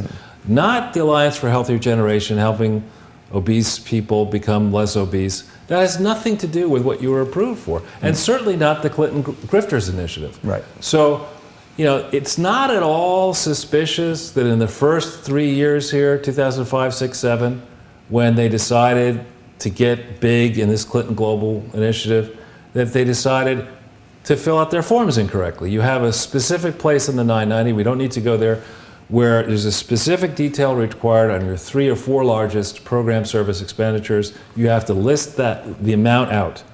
They refused to do that for 2005, 6, and 7. Why? Because if you put that stuff out there, probably Hillary Clinton wouldn't have become even a presidential candidate, you know, and certainly not president, because it would have been crystal clear and obvious on those forms that the Clinton Foundation had busted its charter in periods in which Hillary was seeking re-election as a senator in 2006, and then to become a presidential candidate in 7 and 8. But it doesn't seem to matter because it's right out in the open now and nobody's doing anything. Well, I don't know that nobody's doing anything. We'll get to that a little bit later. So in 2008 and 9, though, we now know, because they did change under Obama, maybe Valerie Jarrett called up Lois Lerner and said, listen, lady, this doesn't work for me anymore. You got to reveal how big the Clinton Global Initiative was. So we learn in the filings for 2008 put together in 2009, the filings in 2009 put together in 2010, that this Clinton Grifters Initiative was 9% of the total in 2008 and 5% of the total in 2009.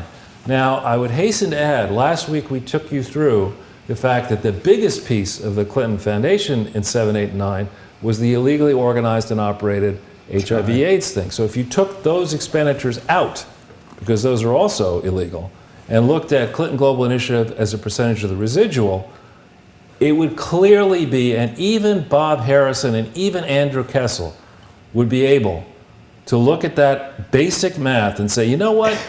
This appears to me to be a substantial problem here. You know, we're engaged in activities which are more than insubstantial, which have nothing to do with our charter, which are therefore not charitable, and we run the risk that an IRS department may look at this and retroactively revoke our charter and shut us down and assess corporate income taxes against us, and then go against our donors and get back the value with penalties, interest, and other matters of all the donations that have been falsely characterized as having been made to a charity when we're not a charity, right? This is in the early period, okay? Then in 2010, 11, and 12, they go out and they decide, you know what we're going to do? Even though you're supposed to, with an audit, you have to be, the 2010 filings have to reconcile to the 2009. If you change your basis of presentation, you have to show 2 years of history. So when you move to this new structure, as happened in 2010, when they illegally created all these new charities, Clinton Health Access, Clinton Global Initiative, Alliance for a Healthy General, we went through it last week ad nauseum. You have to present information for 2000 on a basis comparable to 2009. They didn't do that, of course, which is why I put in red, in case people are having difficulty with this, not comparable. That itself is a massive problem. You can't produce reports the way they did that are not comparable, okay? So here what I do is I take, to get the Clinton Global Initiative information, I take it from the filings for the Clinton Global Initiative. They did create 990s that are omitted from the Clinton Foundation. I think they're not presented the way they need to be presented with a companion audit on the Clinton Foundation. They have just the 990 portion, but without the Clinton Global Initiative audit, which is required. The one for 2010 was prepared in 2011, 11 and 12, and 12 and 13. You take those numbers, which you see here, 12.9 million, 14.7 million, 25.3 million, as a percentage of the total program service expenditures for the Clinton Foundation, which 115.6, and then it plummets to 54.2, plummets to 45.7. And you see, Clinton Global Initiative is clearly material to the total results of the Clinton Foundation in those 3 years. They must think that no one is ever going to look at this. That's obviously what they thought. And they think they have it covered in that they have a hack, Eric Schneiderman, and a hack now in Xavier Becerra, and potentially hacks in the governors of New York and California and other high-tax states who are going to direct or are going to cooperate with the attorneys general not to protect the interests of we the people. But this is just now going through 2012. Then you go into 2013, 14, 15, and 16. They've changed, they claim that they've merged the Clinton Global Initiative back into the parent. And here you see that it's hovering along 23.6 million, 23.2 million, 25.7 million, 22.6 million, roughly a third the value of the total operation. It has never been lawfully organized, never been lawfully operated, and there are no disclosures of the 17.6 million for laureate, of any gains that donors to the Clinton Global Initiative may have derived out of this. Nothing. Doesn't remote, now, you know, come on. Chuck E. Cheese Schumer, you say you got double 800s on your SATs back in 1850 when you got out of high school and went to Harvard. I mean, you should be able to get this, Chucky. I mean, this is a disgrace. Yeah. Okay? It's not a close call. This isn't a case of, well, officer, I know I touched the solid line on the right side of the... That's not this. You're driving your car into a nursery school, and killing little toddlers here. This is crazy. Huh. So we go to the next page. All right. So Cornell is a fine institution. And on Wednesday, if we're going to do this Wednesday, we will talk in some depth about Cornell. But they make the glass on iPhones.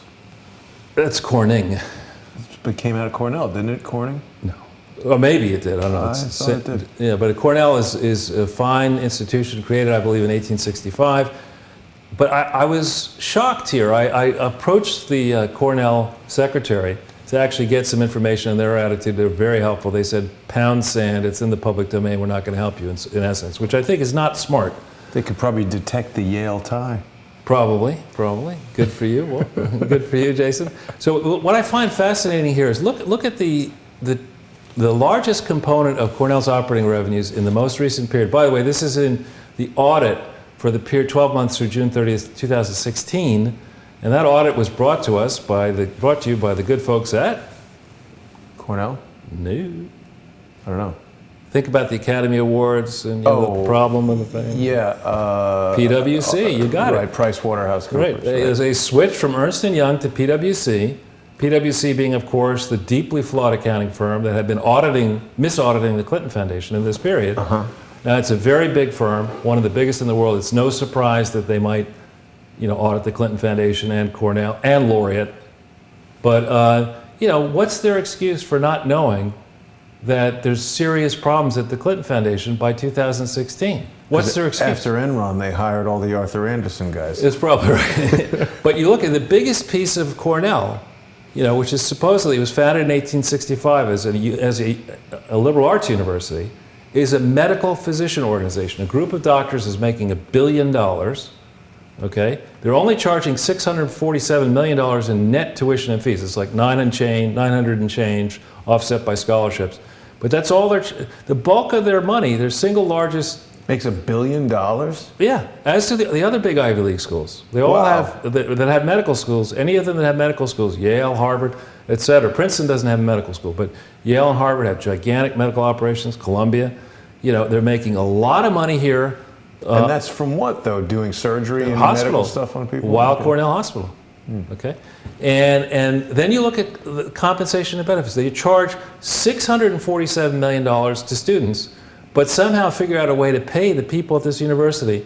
Many of the professors have tenure, so they're not accountable to anybody. $2.5 billion. How can they do that? Yeah, I mean, what's going on? I mean, this originally, when these old universities were set up, and many are august, and I'm sure there are many fine people at Cornell, many wonderful Cornell graduates. But when the Ivy League was set up, pre-globalism, it was principally to engage in liberal arts education. MIT, which is I think part of the Ivy League, is more science, but Yale and Harvard were originally set up. Harvard in 1636, Yale in I think 01, may have that wrong, or 11 or something like that. But they were originally set up to train ministers, actually. And now you have these gigantic hospital organizations, in part benefited by federal grants, in part benefited by federal programs that subsidize these hospitals, and the students are subsidized by student loans. And these people are making a lot of money here. And who's the chairman of the board of Cornell for many of these years? The CEO of the Clinton Global Initiative, the Clinton Grifters Initiative. And there are no disclosures I find no New York forms, maybe they're exempt from filing them, concerning not only the relationship between Cornell and the Clinton Global Initiative and the Clinton Foundation, but the relation among Cornell, the Clinton Global Initiative, and the Henry Street Settlement, which is a New York state-based charity that does file its paperwork, that does disclose its government grants. So, why is it that Eric Schneiderman doesn't see the discordant differences here among all these charities? The Clinton fraudulent charities, Cornell, which I think is a decent institution, and Henry Street Settlement, which also is a decent institution. Then you look at this, they have revenues of $3.8 billion, and they have expenses of $3.9 billion, so they have an operating loss of $84 million, and they have from their, this should say non-operating, delta net assets non-operating, that's from their endowment and other, they lost $357 million, so they lost $442 million all told. It's not good. On $3.8 billion of revenue. So they lost 12, for every dollar they made, they earned of revenue, they lost 12 cents. That's not good performance. No. Right? So, if we go to the next page, this was really a shocker to me. I've disclosed before, I think, that I was one of the signers of the Stop Qatar Now movement back in whenever that was, 14, 15. And I have strong opinions about Qatar. I think, I don't think the United States should be supporting Qatar. I agree with the Saudi Arabian position against Qatar. I think a lot of tough questions need to be asked about why the Clinton Foundation was involved with Qatar, what were they doing during the Arab Spring, and what relationships may exist among supporters of the Clinton Foundation, Qatar, joint venture partners of Qatar, what annulment may have been created in Hollywood, here in New York in the film industry and elsewhere. All of that needs to be teased out. But the Clinton Foundation still, even after all these presentations, they must think that they can, get away with this forever. They stubbornly still have refused to amend their past tax filings to show government contributions from 1997 to 2007. They have to do it, and they haven't done it. They haven't done it for the IRS, New York, or California. All right? Now, Qatar, in the 990s, there are various discussions about how the government of Qatar and people close to Qatar may have been involved with the Clinton Foundation in New Orleans, around Katrina, in Haiti, after that earthquake, and in general. But none of that support is actually quantified or reconciled in any filings, as it must be. It's not done yet. And the New York Times and AP, even they noticed all this in 2016 and wrote several stories. And I think it came as somewhat of a shock to me to see that Cornell set up an operation, a medical school, in Qatar in 2001 under George W. Bush's watch. And if we hit that link, it's not a small operation.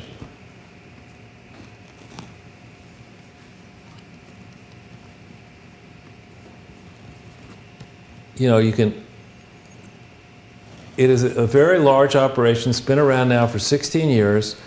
Why does it make sense for a U.S. charity, U.S. educational charity, to open up this sort of operation in a foreign country? I don't get it. I thought that what a U.S. tax-exempt organization was supposed to do was lessen the burden of government inside the United States. How are U.S. taxpayers better off by the operation of Weill Cornell Medicine in Qatar? How does that make any sense? And I think, for all these foreign campuses that may be owned by the Yales, the NYUs, and others, why does that make sense? Why does a U.S.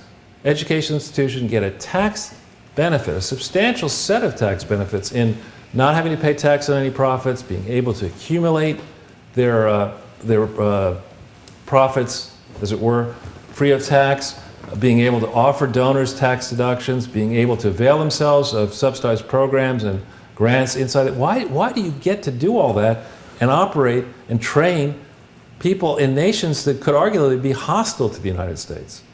Doesn't make sense. So it's because Qatar is giving money to the Clinton Foundation that this opens Well, up? I think we need to see the full money trail back and forth. We need to understand, who the Qataris sent towards the Clinton Foundation. Did they give money directly? When did they give money directly to the Clinton Foundation? Did they give money indirectly to the Clinton Foundation? Are they overpaying agents of the Clinton Foundation, friends of the Clintons, the Clintons themselves for speeches and other things? What's going on here in the web of interrelationships among Clinton, Cornell, and Qatar? These are big questions. Yeah. So if we go to the next page, and we're going to pick up the pace here because I see this, we have this tremendous new technological advance thanks to the production department, where I can tell how much time I've been talking. Is that the page? No, next page. All right. We don't need to pull up any of these links because it'll slow us down. But here we've assembled for you what you need to know before you mouth off and say that there isn't a problem here with the Clinton Foundation. You got to understand the rules, okay? So there's a lot of information on this. First, pertaining to New York State, there's a lot of information on the main portal. We've put links to the registration statutes. In addition to the laws, there are regulations. You've got to comply with all that. And then there's this fantastic textbook that was written by, in part, Victoria Bjorklund, who's one of the Simpson-Thatcher lawyer. This textbook, this particular one we sent up, is a recent edition, but I think she wrote the first one in the 1990 timeframe, mid-1990s.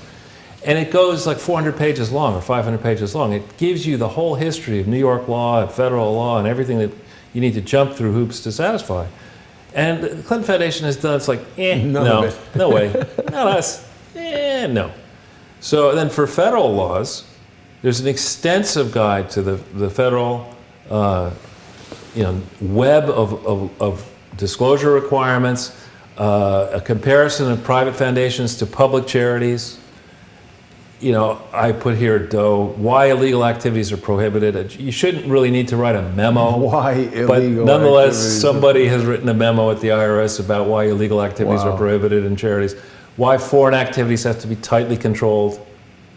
And then I put this thing up a number of years ago, what is actually happening at the IRS. I wrote this article March 16th, 2015. It has 82,000 Facebook shares. Wow. Somebody has noticed it. Or maybe Hillary got the title for her book from that. Yeah, she just deleted actually. She's concerned about trademark infringement. Yeah. So on my site, the first foundation report, I go back and look at it from time to time. You don't have to pull up the link. April 20th, 2015 is a 25-page report or something like that. It gives you some of the high points. A lot of stuff I did not know when I wrote that report, but I think it gets to the heart of the issue. It gives you a sense of the important context. And then the most recent one, September 2016, some facts that you need to focus on. We don't need to go pull it up, but if you want some real background here, those of you who are new to this, here's where you start. Read all this stuff, and then ask yourself how much of the Clinton Foundation filings are close to being compliant. And the answer is zilch, nada, none. The YouTube comments want to know if Christopher Wray can hire you to work for the FBI. I don't want to work for the FBI, but Christopher Wray, one of our friends, is this fine human being, Sidney Powell, a lady. I think you've talked to her, or you haven't yet talked to her? I'll get you to meet her. She has written a book, License to Lie, and it's all about the Enron task force and other problems at the Justice Department. Which Christopher Wray was the head of, wasn't he? He was, I was a senior guy involved in that, I think the criminal division. And there are some serious questions that Sidney Powell has about Christopher Wray. And with all the burning flames here around the email, non-investigation, investigation, the Peter S. matters, all these things, I don't think anyone gets the benefit of the doubt, and particularly not Mueller, the axis of Mueller, Comey, Rosenstein, and now Wray. Wray worked for Mueller back on the Enron task force. And in addition, there are people on that task force who worked subsequently, who were very suspicious in my mind, I think the White House counsel, I'll slaughter her name, it's something like Rummuller or something like that. She also was on that task force. I think, real investigators, not with blinders on, need to have a right to go back into this whole record and concentrate on the facts, the Clinton Foundation facts. So if we go to the next page, we're almost done. A little bleeding here, but that's all right. Oh no, I'm sorry. I think it's this. Yeah. Somehow, when we put these together and transmit them, somehow didn't work? That's okay. I see from the top. Yeah, there. it should have gone on the preceding page. Somehow it doesn't translate. I'm sorry. Perfectly. It's okay. It's all right. That. But I will say categorically that none of the audits that are out there on the Clinton Foundation website or in the public domain are compliant with New York law, California law, other state laws, and they're all required since they've been soliciting these states to comply with these laws. And they're not compliant with basic accounting, what are called generally accepted accounting principles, GAAP. For those of you who are not interested, not aware of what accounting principles are, like Bill Clinton. The GAAP requirements are explained here. The requirements for nonprofits, the historic requirements for nonprofits are explained here. We've talked in the past about how the lease that the city of Little Rock struck with the Clinton Foundation is improperly accounted for on the Clinton Foundation books, as is the valuation of the Clinton complex, as is the valuation of the purported donation. None of this complies with the law. None of this has been explained properly, including in the most recent Cohn-Resnick masterpiece, its audit, which actually goes back into 2004 in footnotes and incorrectly explains what happened with regard to the donation to the National Archives. They clearly haven't read the lease. I don't know where that lease went, but They clearly, it used to be, oh, there it is. It's under the This JFK. lease, we like to keep it under the JFK book. But this lease here, obviously Cohen-Resnick has not read it, because if you read it, you wouldn't have signed the audit. So if we go to the next page, all right, yeah. These are excerpts from that lease, and it basically says that in a recital to the agreement, the way these agreements work is you make certain recitals, and then you act, the parties act on the basis of those recitals. If you see the second paragraph there, truth of recitals, the National Archives, that's NARA, and the Foundation agree that the matters set forth in the recitals are true and correct. Not just true, they're true and correct. Okay? It says the Foundation has received a final determination letter in the paragraph above. Okay? No way did they receive a final determination letter. Determination letters from the IRS are never final. They're based upon the submissions. And if the submissions are not true and accurate, then the determination letter is null and void. The IRS reserves that, and that's, you'll see that when you look in the reference materials that I linked to a couple pages ago. So, you know, they did not have a final determination letter. It did not state that it was exclusively, had it been operated, that it is operated exclusively for charitable and educational purposes, because it wasn't. It had signed a business development agreement. Somebody had signed a business development agreement with the criminal Ranbaxy generic drug company in October of 2003 to promote the sale of Ranbaxy generic drugs. So in no way was it exclusively operated for charitable and educational purposes. It wasn't legally authorized. This is in effect on the 18th of November. And in no way is it a publicly supported organization, because, you know, it's gutted its charter with the problems that we've discussed before, and it compounded that gutting on 2nd November 2013 by putting the Clinton family illegally in control of a public charity, which you can't do. So I'm just sitting here right in the face, FBI. Just look over there, just over there. I mean, tear yourself away from your mistresses and your boyfriends and take a look at this. And then take a look at this lease. I mean, if I can find it, you guys can find it. You ladies and men can find this thing. Read this joint use and operating agreement. Read the City of Little Rock lease. Read the Stevens Inc. bond indenture.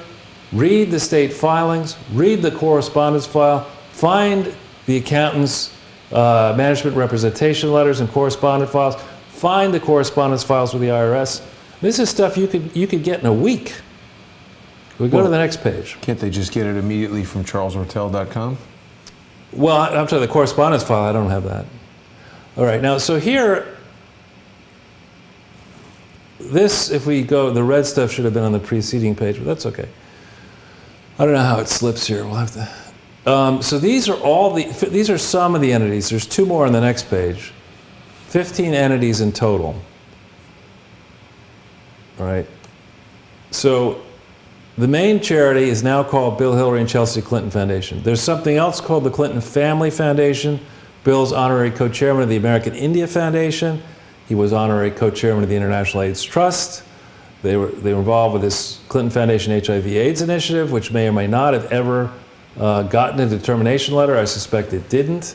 The Clinton Bush Tsunami Relief Fund, there's no evidence that ever got a federal employer identification number, that it filled out a 1023 property or any reports properly. Wow. It may have been affiliated with the UNICEF, America. How do they start these companies? They just go out and just start doing stuff one day. Well, the way they did this appeal for Puerto Rico. They get 5 presidents together in a room, I don't know, Disney gives the ABC gives the time on television, and they're off to the races. The Bush Clinton Katrina Fund, there's the EIN. You know, the filings for that are not on the main Clinton Foundation website, but they're available. Same for Alliance, same for Clinton Global Initiative. There's nothing for the Hunter Development, the Climate Initiative, the Juicer Initiative, the Bush Clinton Coastal Recovery Fund, and then if you go to the next page, the Clinton Foundation Haiti Fund, there's nothing, and Clinton Bush Haiti, there is something, but it's all wrong. So this is a massive pile of information, either in the public domain or missing from the public domain, And while we speak, the Clinton Foundation is out there soliciting money with all of these defects in the filings. And Schneiderman, you're doing nothing. Becerra, you're doing nothing. As far as we know, Congress, you're doing nothing. You know, Justice Department, you're doing nothing. Now, if we could just go a little bit up that page. All right. You didn't want me to put that up there, okay. You didn't want me to say A.G. Schneiderman must prove he is not a two-faced, corrupt political hack? I didn't say that. Oh, okay. Anyway, last week, Mr. Schneiderman attacked Project Veritas, the way he attacked Trump University by, it seems, releasing perhaps to the Washington Post the fact that he was going to investigate Project Veritas for not filling out its New York forms properly, and created this big firestorm where Project Veritas may or may not be able to raise money in New York. This is exactly what they have to do about the Clinton Foundation. He'll go after Project Veritas because O'Keefe is embarrassing the left wing and the Democratic Party and the lamestream press. He'll go after them, but for much bigger infractions, he refuses to go after the Clinton Foundation. I think it wouldn't let me open that Washington Post article because you got to subscribe. Okay, but if we could just go back to So the FBI, frankly, this is at a level where I don't think we can trust the Attorney General of these high-tax states like New York, California, Illinois, Massachusetts, all controlled by Democrats, and there are other states like this that have very high tax rates, some of these states are probably going to face bankruptcy. They're not collecting the taxes they should collect against these suspect charities like the Clinton charities, the 15 charities or quasi-charities. They're not collecting the taxes and the interest and the penalties against them, and they might decide to go bankrupt and then ask for federal relief. The charities would go bankrupt. No, the states. The states would go bankrupt. Yeah, so this is something that the FBI needs to focus on, Congress needs to focus on. When exactly did the Clinton Foundation disclose that it had expanded, in theory, its tax-exempt purposes, and to whom? To which states? Well, they never did. You disclosed it. Well, I don't know. We don't yet really know because we don't have all the state filings, but the states should have many of them. And this is a case of, of a Lothario with 35 mistresses. It's time for the mistresses, the states, to get in the same room and say, now, what did the Clinton Foundation tell you, Massachusetts? What did they tell you, Illinois? What did they tell you, New York, California? You know something? You've just hit on something that's not entirely humor. Because we know that Bill Clinton has been, having lots of, let's call them romantic relationships. So the notion of lying to someone who he's married to go and do these other things, or lying to the American people about what the definition of is something that is very clearly in his DNA. Yes. Yeah. So exactly. And this is something, those of you in Crowdsource, we need to start getting this presentation today and the other presentations out to the attorneys general, out to the FTC, out to the Justice Department, out to the FBI, out to governors, out to representatives, out to senators, out to world leaders. We need to tweet this out. And why aren't you doing anything about this? Why are you letting these people raise money in the prime giving season with this kind of record? Why are you doing this? We want to know.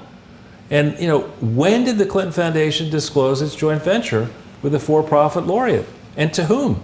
How is that even something that a charity can do?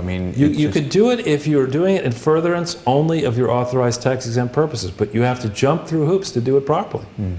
And when did the Clinton Foundation disclose all of its offices, including the secret? They can't do anything without having secret offices. They have the 77 Water Street. Maybe they have an office in Chappaqua, and where Bill keeps his glass statue collection in the barn. Maybe there's a secret office, a secret server in there. And who knows if they got something in the Dominican Republic or Bahamas or Ira Magaziner's basement in Papa Squatch Road in Bristol, Rhode Island. Who knows how many different offices or fake offices or near office. But under New York law, you have to disclose all of the offices of a charity so they can check this kind of stuff.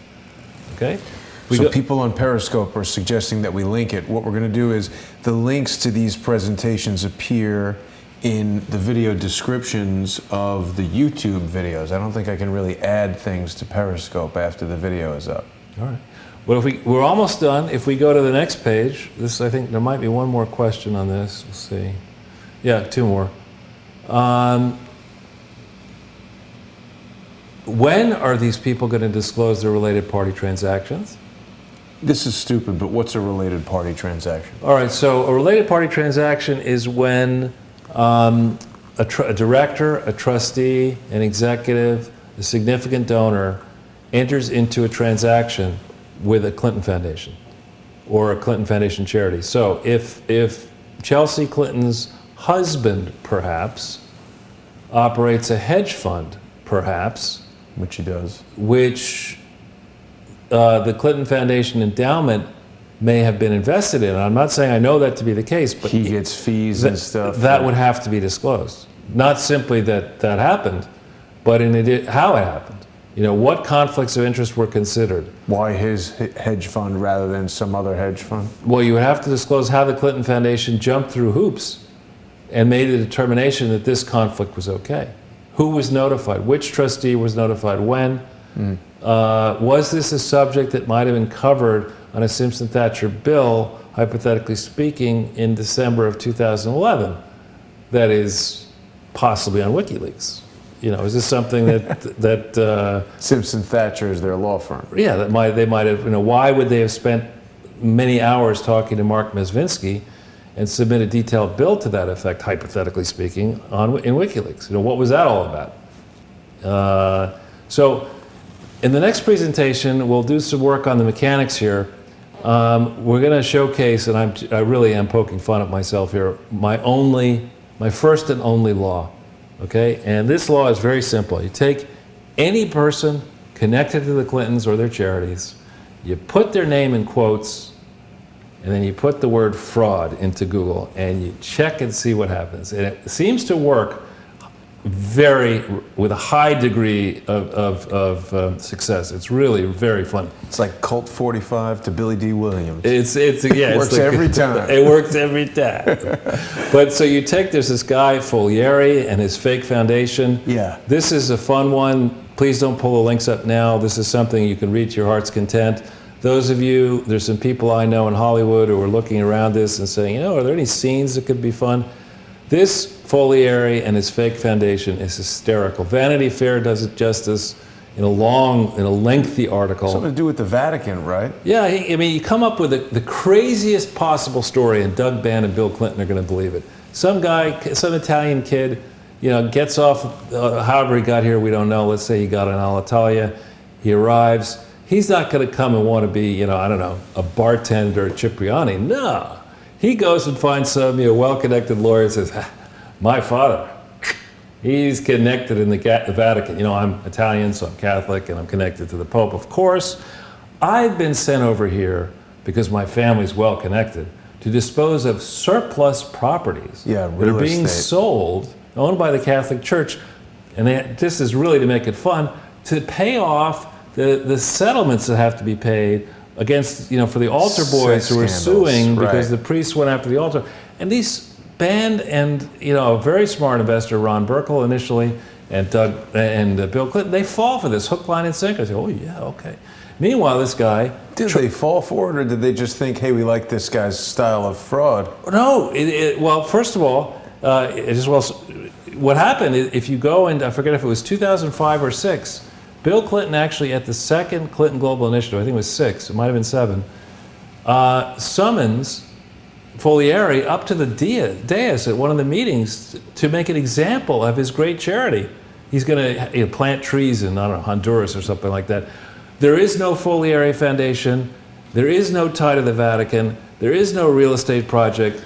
There is no nothing, but Ron Burkle arranges to give this guy, commit to give him $110 million for these projects, and he starts spending money like a drunken sailor. Why? He's got to charm the pants off a movie actress, Anne Hathaway. Yeah, they figure if he knows Anne Hathaway, he knows something. Just that one little indiscretion there, you got the charity, okay? Just for that. Then you have, you know, it gets better. You've got Muhammad Yunus, who he wins the Nobel Peace Prize. Yeah. You know, because in his idea is microfinance. Now, microfinance sounds wonderful.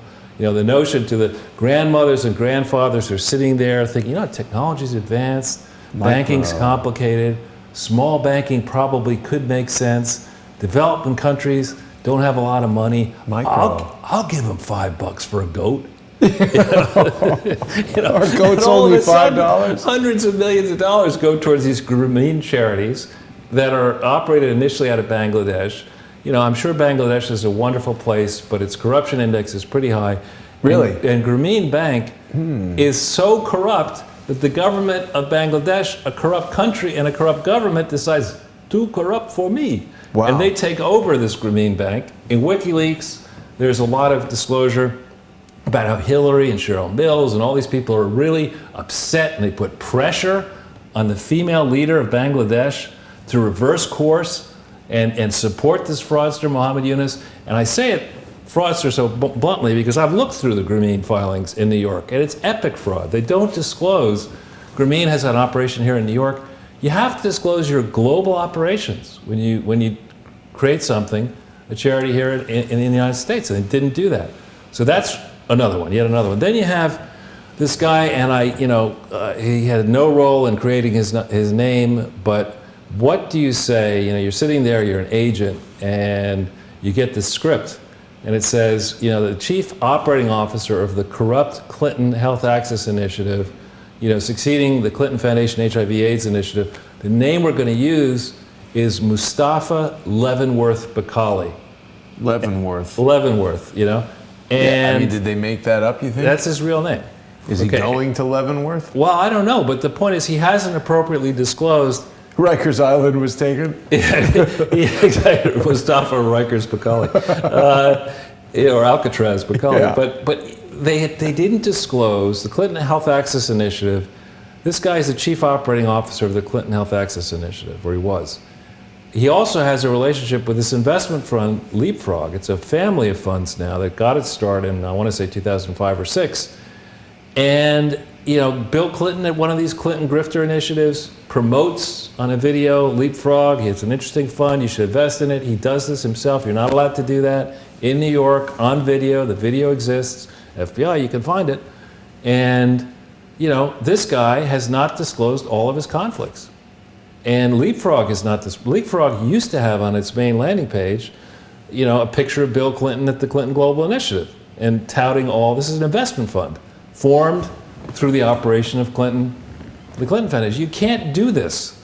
And then, of course, to top it all off, we can't leave out Cheryl Mills and Black Ivy. Black Ivy is a mini Teneo, and that was created, I would argue, in part through the operation of this Clinton fraud network.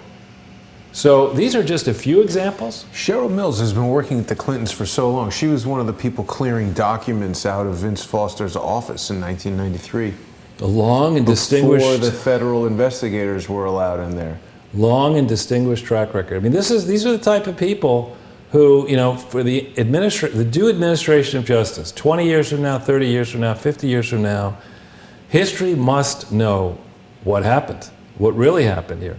And this long period of oppression where the Clintons and their cronies have seized their control of the administration of justice, of the IRS, of other regulatory bodies, that needs to be severed. Real tough people who are not going to take any guff, who are not going to be intimidated by the Clintons and their donors, and George Soros is behind the Clintons, have got to look back at this whole history. Sunlight is the best disinfectant. Show it to the public. Let's see the full extent of this crime. Let's get as much money as possible back. And here's a hopeful note to close on. This may or may not happen, but I'm told in the public domain that Congresswoman Corinne Brown, whose Twitter handle is most unfortunate. What is it?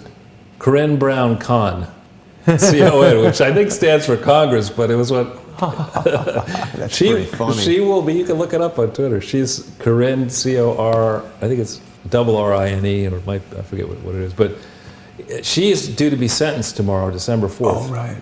And so, that being the case, we will have a real chance to compare and contrast what happens to Corinne Brown. Now, maybe, the people around this mess, are going to cover their tracks and say, we'll let her off with a traffic ticket, it's not that serious. But on the other hand, maybe they will do what has happened in other frauds of a small magnitude. It's not like people are happy with frauds that occur using the mail, using telephones, using the internet, involving political figures. very small frauds get, and less than $100,000 get punished severely. So Really? Corinne Brown is $1 million, rough $800,000, roughly like that, over around 20 years. There you go. Look at that. Corinne Brown Khan. Obviously, she does not have anybody, in her team would say, now, Congressman, not necessarily the best call sign for somebody who has been convicted of charity fraud and is due to be sentenced. She's not really tweeting very effectively, Charles. Yeah. No one's following her on Twitter. It's surprising she only has 136 followers. That is. But, so with that, Jason, I don't know if there are any questions that people have or if we need to discuss anything concerning your progress and... Well, we talked about that at the top of the show. We've been doing well. Crowdsource the Truth is growing. And with that, we've been attacked by numbskulls. And I think that just indicates that we are bringing news that, no one makes a website dedicated to facts that prove that what you're saying here or other people that I bring to the fore that what they're saying is incorrect. They simply come up with falsehoods and sling mud. So I think that should be a clear indicator to those with clear thinking that Crowdsource the Truth is bringing the news to people. And Charles, we always discuss how this is a community sponsored news resource, and this is really interesting because even earlier we were having a conversation about the fact that crowdsourcethetruth.org doesn't indicate that it's a 501c3. Crowdsource the Truth is not a nonprofit charity. It's a for-profit startup business that I created. Just use the .org, whatever you call that, instead of .com, because I figured, it's a open source organization. We've got information coming from all kinds of members of the crowdsource community, whether it's you or Robin Gritz or General Flynn or anybody who comes forward and shares information as part of the larger crowdsource community. So we rely on the viewers, we rely on the people who are members of the crowdsource community to keep us financially viable. Even, I know you think that $1 a month is too little, but I like it. We're getting a lot of people who are coming in for $1 a month, $5 a month. And the reason I like that is because I don't ever want sponsorship of this channel to be a financial burden on any individual viewer. I like the idea that it's the strength of a large community, both in the financial health of the company and the source of the information, the vetting of the facts. This is a much different approach than what CNN, the Washington Post, or any of these things sort of would take. And we're here about to close out the first year that we've been doing Crowdsource the Truth. And we've got 34,000 subscribers on YouTube. We've got over 14,000 followers on Twitter. We've got, I think, almost 8,000 members of the Facebook group. And we're really getting to a point where even only a small fraction of that community, if they were to sponsor the channel for $1 a month, we start to see how this can grow and become a really healthy organization. In 5 years or 10 years, this could easily be something on the order of InfoWars or maybe even, Breitbart, CNN, something like this. That's great. Congratulations to you. And I think, one thing that would really help, I think, is if people who have watched this show today, take a little time, in addition to maybe sending some money.